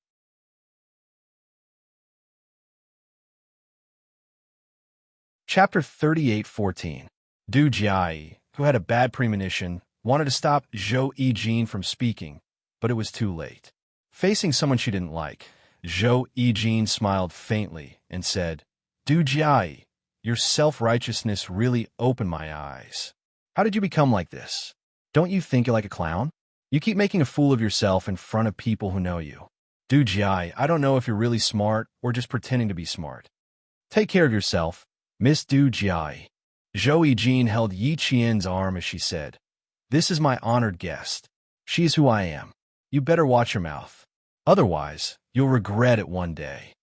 Du Jia was furious, but she had to maintain her status in front of Yi Qian. Moreover, she had the art group behind her. She cared about her image, so even though she was furious, she still maintained a smile on her face. Yijin, she's not from the same world as you. I also want to remind you that people are sinister. Be careful of being used. Okay, since you don't want me to say more, then I won't say more. I'll be at my brother's place for the next few days. You can come and play with me when you have time. Goodbye, Yijin. She raised her chin slightly, then nodded again. Finally, she walked away gracefully in her high heels. The temperature in Nangguang was high. Du Jia wore a camel-colored cashmere coat, a pair of loose dark brown straight-legged pants, and a pair of delicate high heels. She looked tall and elegant. When she turned around, Yi Qian felt that Du Jia was stunning. Du Jia, who turned around, didn't look as elegant as she did when she walked away. Her smiling face instantly turned cold, revealing a sharp ruthlessness. In order not to let others see how ugly her face was, she walked past the side of the stage and then down the stage. The commander of the 3rd Battalion and a few male soldiers were setting up the stage. When he noticed Du Jia walking down the stage, he handed the ribbon in his hand to the soldier and jumped off the stage himself. He promised the regiment commander to take care of his sister, so he had to do it. Zhou Yijin had already helped Yi Qian to the side to speak. Aunt Lu, are you transferred to the basic unit to study? When the captain shouted your name just now, I thought I heard him wrong. I didn't expect it to really be you. That's great. I can tell grandfather and madam that I bumped into you when I go back. Originally, our team was sent to another place. I don't know what happened, but we were transferred here at the last minute. Lu saw, you and our family are really fated. You to meet me. Without Du Jia present, Zhou Yijin was indeed like a child, just as her father said. She only acted like a child in front of her own family. In front of outsiders like Du Jia, her aura was as cold as Xia Jinyuan's. Yi Qian smiled as he looked at Zhou Yijin, who was protecting him. He reached out and adjusted her collar. I'll be studying here for the entire winter break. I can't go back until school starts. What about you? When will you go back? Will you have a break? Will you go back to the capital to visit grandfather and madam? Yi Qian didn't want the two of them to talk about Du Jia, so he naturally changed the topic to his family. Zhou Yijin lifted her head slightly and smiled. There's no break this year. After we finish performing here, we still have to go to Yin Province. We can't rest until the Lantern Festival. Every year, this was the time when the arch troupe was busy. They would perform for the soldiers who were standing guard at the border.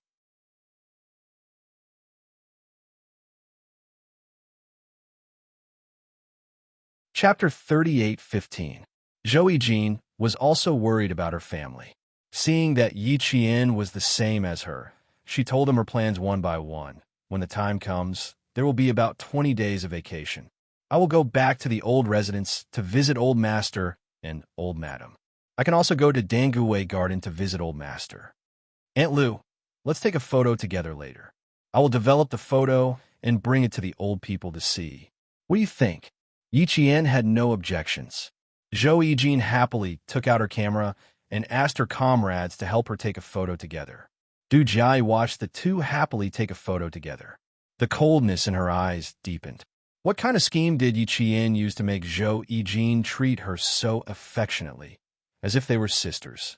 If she hadn't secretly investigated Yi Qian a few years ago and found out that she was born in a small mountain village, and that although her mother was a martyr, she herself was a wild girl who grew up in a mountain village. If she didn't know better, she would have thought that Yi Qian was Zhou Yijin's sister.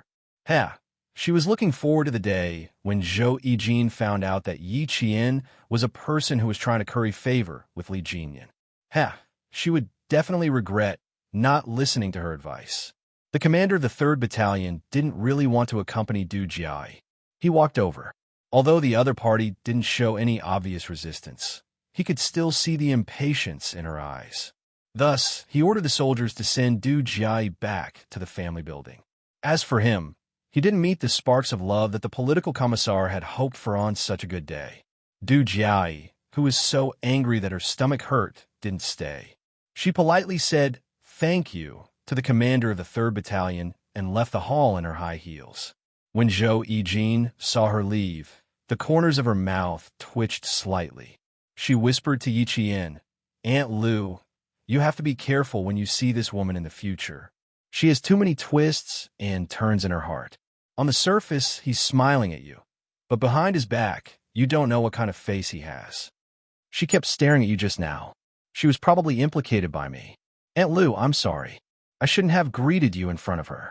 Zhou Yijin was actually 2.5 years older than Yi Qian, but he didn't feel any pressure when he called out Aunt Lu. He didn't feel that he was younger than Yi Qian at all.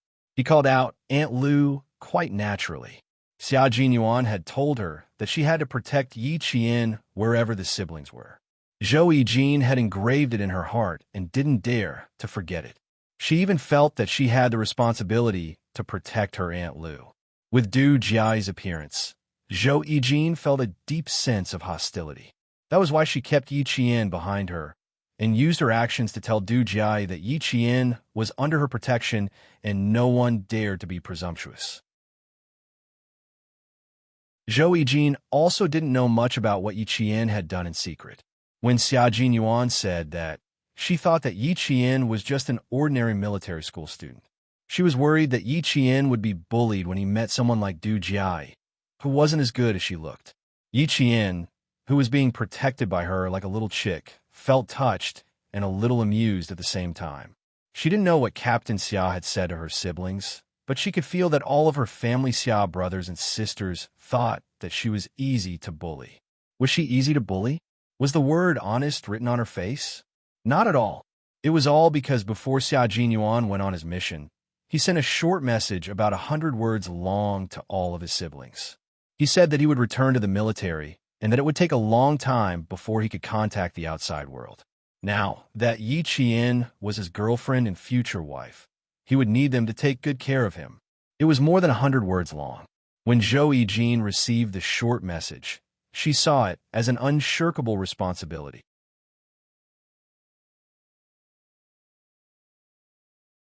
Chapter 38:16. After receiving Zhou Yijin's concern, Yi Qian smiled and said, "She didn't glare at me because of you. I've known her for a long time, and we had some conflicts a long time ago. I didn't take the past to heart, but she kept it in mind until now. I guess she didn't vent her anger at that time, and it had been simmering in her heart. I think she always wanted to find an opportunity to vent her anger, but I didn't give her a chance to do so. She didn't have a chance to vent her anger, and she didn't want others to think of her as an unreasonable person. So, she started to dislike me more and more. It has nothing to do with you."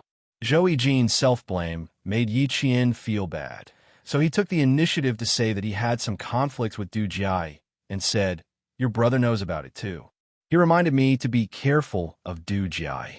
He also told me about her past. "Don't worry, Yijin, I know all about it." "Aunt Lu, you're not deliberately making up a story to comfort me, are you? You have conflicts with her? How did this conflict come about?" Zhou Yijin still didn't quite believe it. "It's true. There's no need to lie to you. I've met her more than once or twice. We've met several times. Then I believe you. Aunt Lu, when you meet Du Jia in the future, don't back down. Fight back like I did. Only then will she know that we're not easy to bully. You're our Aunt Lu. Other than us, you also have the support of Old Master Fu and Uncle Fu. When faced with a person who likes to use her status to oppress others, the most direct way is to let her know that we're not easy to offend." Zhou Yijin's words were very skillful. She told Yi Qian that she was different from before, but she didn't make Yi Qian feel uncomfortable because of her reminder. In the past, Yi Qian had no one to rely on, and that was why Yi Jifan's family bullied her so viciously. Now it was different. She had many family members who supported her and doted on her. When she met someone who made things difficult for her, she was no longer alone. Her family members would stand up for her. That was what Zhou Yijin meant. Yi Qian, whose heart was filled with warmth, gently hugged Zhou Yijin, who was so nice to her. "Hurry up and go rehearse. I'll hang up the lights and ribbons on the stage with them. We'll be waiting for your wonderful performance tomorrow night." Yi Qian gently nudged her. Her smile was like 100 flowers blooming in March, bright and beautiful. In the blink of an eye, she had the playfulness of a summer flower. She was extremely charming. Her low and gentle voice had an indestructible hardness. "You can tell from the way she's holding her breath that I'm not that easy to bully." Zhou Yijin was relieved. She hugged Yi Qian back gently and said with a smile, "Aunt Lu, let's meet again tonight. I'll show you the message that Brother Lu sent to all of us. It's very touching. I just found out that Brother Lu is so good at doting on girls. Aunt Lu, you'll be very happy. There wasn't a girl who didn't want her boyfriend to let go of her. She wanted him to dote on her." When Zhou Yijin saw the message from Xia Jinyuan, she felt a little envious. Yi Qian, who had let go of Xia Jinyuan, didn't know about this. When she heard this, her heart trembled slightly. Her Captain Xia had always done a lot of things for her in secret without her knowledge. From the age of 16 to 21, he had taken care of her meticulously for 7 years. With him, she was really happy. In this world, only he could give her happiness.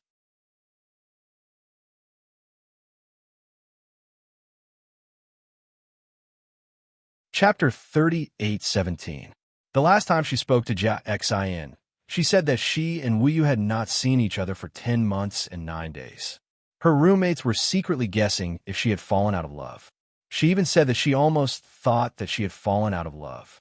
She even asked Yi Jian if she and her captain were like this often. Did she feel wronged? Was she tired? Did she have the illusion that she had been abandoned? At that time, her answer was only one word: no. She had never felt that she had fallen out of love or been abandoned. She had never felt wronged or tired. She had never felt that she had such an illusion. Even if there was no news of him, she could always feel his meticulous care.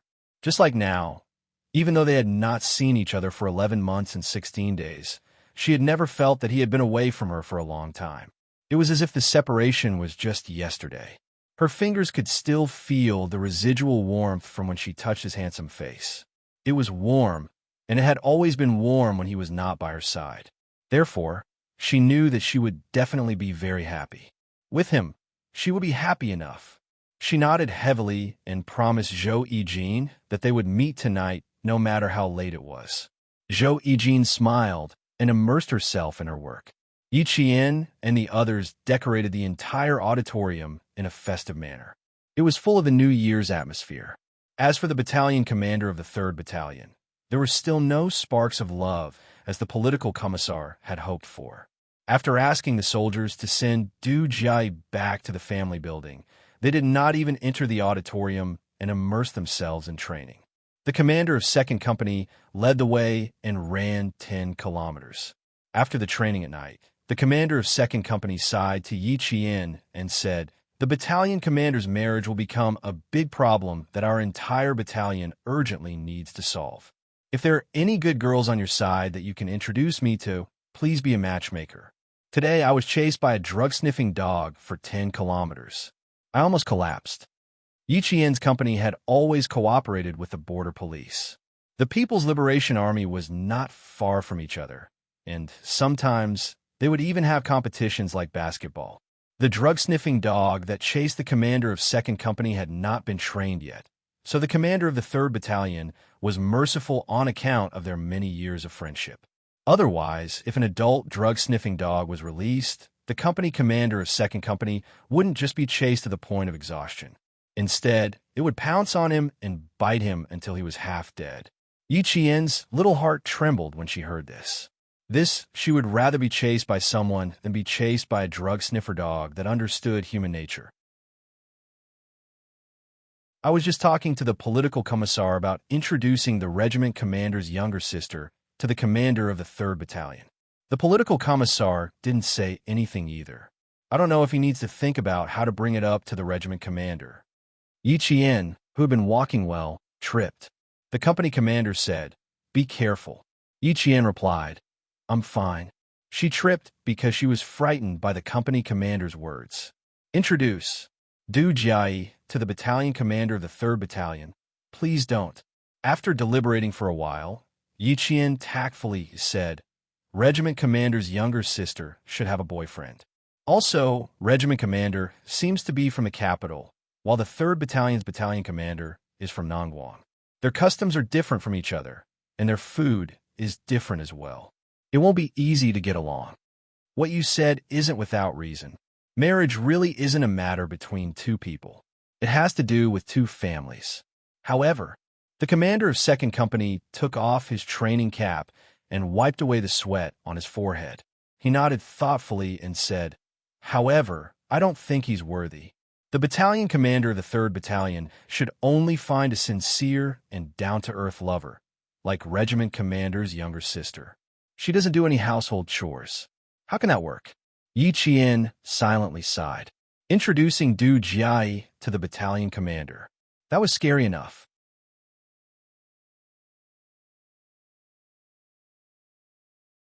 Chapter 38:18. Yi Qian, whose heartbeat was still a little messed up, exhaled softly. He spoke to the company commander naturally and asked, "Company commander, you only said this to the political commissar. You didn't say this to anyone else, right?" No. I didn't make a joke when I saw the political commissar's face darken. Now I can tell that the political commissar didn't answer me because he was thinking about how to deal with me. Perhaps the company commander understood what Yi Qian was implying. He couldn't help but laugh out loud. "All right, we'll settle the 3rd Battalion commander's marriage for him. You should go back and rest. I still have to meet up with a friend. I'll be back on time before the bell rings." "Are you going to meet up with the female soldiers from the Arts and Crafts Regiment today? Hurry up. There's still half an hour before the bell rings. Hurry up and come back. Otherwise, there won't be any hot water." The company commander waved his hand. He used his hat to blow off his sweat as he strode away. Under the street lamp in front, Du Jia heard the conversation between Yi Qian and the company commander clearly. She held her phone and ended the call with her friend. The phone screen flashed with a blue light and then disappeared. "Yi Qian, you're really good at tricks. Even I want to be your disciple, and learn a few moves from you. When Yiqian was about to come closer, Du Jiayu walked out from the shadow of the lamppost. She had a cold smile in her eyes as she looked at Yiqian with disdain. Even the tricks to climb up the ranks have become your skills. You're really good. The last time I saw you, wasn't Xia Jinyuan beside you. It was Li Jinyan. You even managed to coax him into accompanying you to the hospital. Yiqian, how are you so capable? Du Jiayi, who was standing under the street lamp, had a hint of arrogance that wasn't there during the day. Even her posture was a little arrogant. At this moment, Du Jiayi was the real Du Jiayi. During the day, she would put on a mask and walk through the crowd every day. She was mistaken for an elegant, intellectual, cheerful, and magnanimous noble lady. One side during the day, one side at night. No matter what kind of person he met, he would be able to freely switch between day and night. No one would be able to see through him. In the face of Du Jiayi's mockery and ridicule, Yiqian treated it calmly. Miss Du, you're judging me by my own standards. I don't have any tricks up my sleeves, nor do I have the abilities that Miss Du mentioned. Compared to Miss Du, I'm ashamed, Chun-Shi replied in a composed manner. He was completely calm in the depths of his heart, and he wasn't infuriated in the slightest by Chun-Shi's words. If he was really angry, then it would be as she wished. Her calmness made the coldness in Du Jiayi's eyes sharpen. Two sisters are two sisters indeed. Both of you have the same sharp tongue and the same despicable methods. You're delusional to think that you can marry into a rich family just because of your pretty face. Yiqian, both you and Ying disgust me. She wanted to never see them again. We're the same. Your appearance disgusts me as well. Yiqian didn't choose anything else to reply to. She replied to whatever Chun-Shi said. She didn't even need to think about how good it was. Don't be so smug for too long. Xia Jinyuan isn't that easy to fool. If he finds out that you've hooked up with Li Jinyan and Yiqian, do you think he'll let you off just because you're a woman? Ha! He'll make you fall as high as you can climb. You're delusional enough to try to enter a world that you shouldn't have, and you even want to stay. Since you've saved my life, I'll kindly remind you that there's only one outcome for you if you try to force your way into our world. The longer you live, the more miserable you'll be.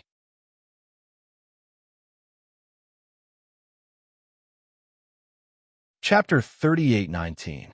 Yiqian narrowed his eyes. Under the light, his slightly narrowed eyes looked like the eyes of a little fox, full of intelligence and slyness. What does your world have to do with me? I know Xia Jinyuan and Li Jinyan, but what does that have to do with you? For the sake of the fact that I once saved your life, Miss Du, I'd like to remind you out of kindness that we'd better go our separate ways. Don't interfere too much. Also, if I remember correctly, isn't Big Brotherly also your cousin? Why don't you respect Big Brotherly at all? What? Big Brotherly? She actually shamelessly acknowledged Li Jinyan as her big brother? Du Jiayi was really shocked. She really didn't expect Yiqian to call that cold-blooded Li Jinyan, who was as cold as a big brother. Li Jinyan himself agreed. Yiqian saw that she was in a daze. The corners of her mouth curved slightly, and she brushed past her. Yiqian, you've really opened my eyes. Du Jiayi sneered behind him. Big Brotherly, I really have to congratulate you. Congratulations on bringing forward the day of your failure. Li Jinyan is indeed my cousin, but my grandfather doesn't like him. My whole family doesn't like him. So what's the use of hooking up with him? Big Brotherly? Ha ha ha, ha ha. Does Yiqian not know that Xia Jinyuan and Li Jinyan's relationship is very ordinary? Ha ha ha, Big Brotherly? Really? Now she really wanted to know what kind of expression Xia Jinyuan would have if he found out one day. Oh. She could even tell Zhou Yijin tomorrow. As Xia Jinyuan's cousin, how would Zhou Yijin treat Yiqian when she found out tomorrow? She was looking forward to it. Du Jiayi was different from Ying. Ying was blindly arrogant. She did not have many tricks up her sleeve, but she thought that she was very capable and could not hold back her anger. Du Jiayi, on the other hand, was not blindly arrogant. She was the type of person who made plans before taking action. She knew her own abilities and methods. When dealing with matters, she knew how to make use of everything that could be used. She was able to hold back her anger and was good at dealing a fatal blow to those she disliked. Yi Qian had never let his guard down around Du Jiai. Her sneer made Yi Qian's lips curl up even higher. It's okay. So what if she knows? It's not like Captain Xia doesn't know. Yi Qian walked briskly to the auditorium to meet Zhou Yijin. When they arrived, Zhou Yijin and the other female soldiers from the Arts and Crafts Regiment were still rehearsing. Yi Qian sat below the stage and watched quietly until the end. The day's rehearsal ended at around 9:30 p.m. Yi Qian finally saw the message that Xia Jinyuan had sent to Zhou Yijin. I'm not the only one who received it. All of us received it. Brother Six is so attentive. Brother Six was not this attentive in the past. Brother Six only changed after he met Aunt Lu. Old Master and Old Madam often say that you and Brother Six are a match made in heaven. Everything has its vanquisher. Even Brother Six's roguish aura has been restrained. Aunt Lu, do you think I can find a boyfriend like Brother Six? I think it's very difficult. There are so few good men. Aunt Lu, she shouted a few times, but Yi Qian, who was staring at the message word by word, did not hear her. All her attention was on the message. Those words made her dive in and swim in the sky that the man named Xia Jinyuan had held up for her. Gradually, her vision became blurry and the tears in her eyes became heavier. Tears welled up in her eyes, and she wanted to shake.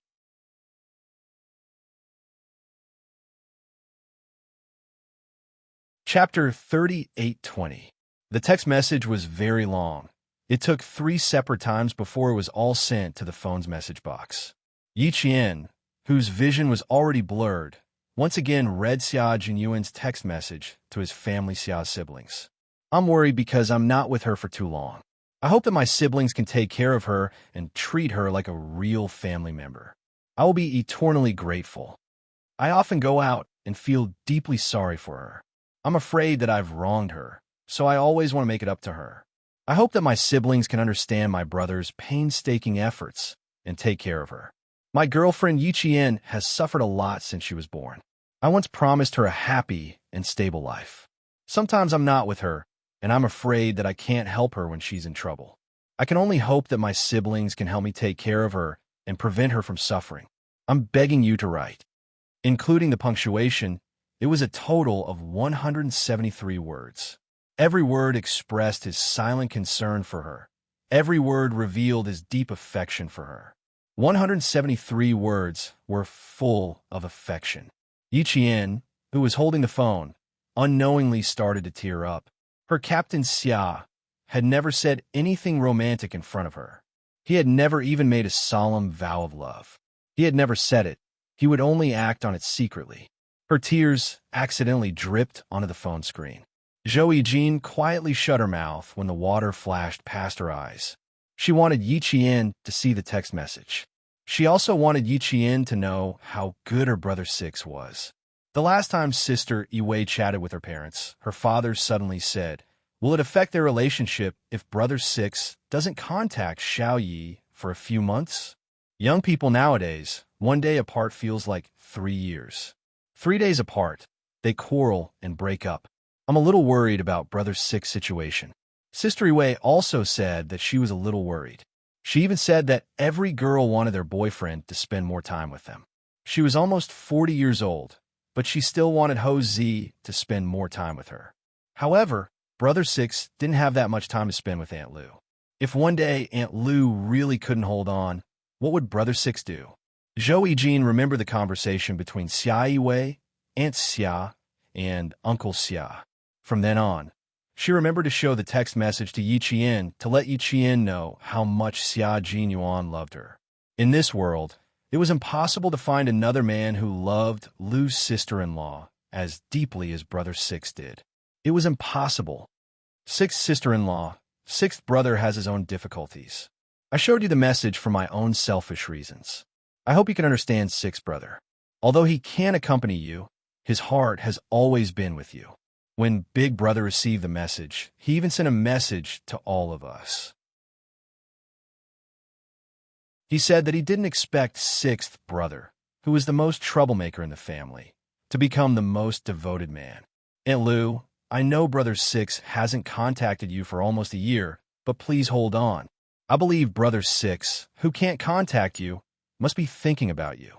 As long as he comes back, he will contact you immediately and accompany you. He won't leave your side for 24 hours. Zhou Yijin said softly. Her unique softness was like a soft cotton ball, making people feel warm and comfortable. Yi Qian's finger gently wiped away the tears on the phone screen. He forwarded the text message to his phone. How could she blame him? That was Captain Xia, who loved her deeply. How could she bear to blame him? Captain Xia was such a good man.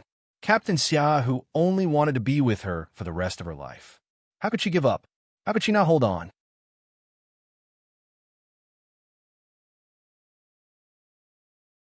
Chapter 38:21. Zhou Yijin watched as Aunt Lu's tears flowed drop by drop like sparkling and translucent crystals. She didn't cry and just cried quietly until the rims of her eyes started to sting. She felt that the indescribable love between Aunt Lu and Brother 6 made her deeply envious.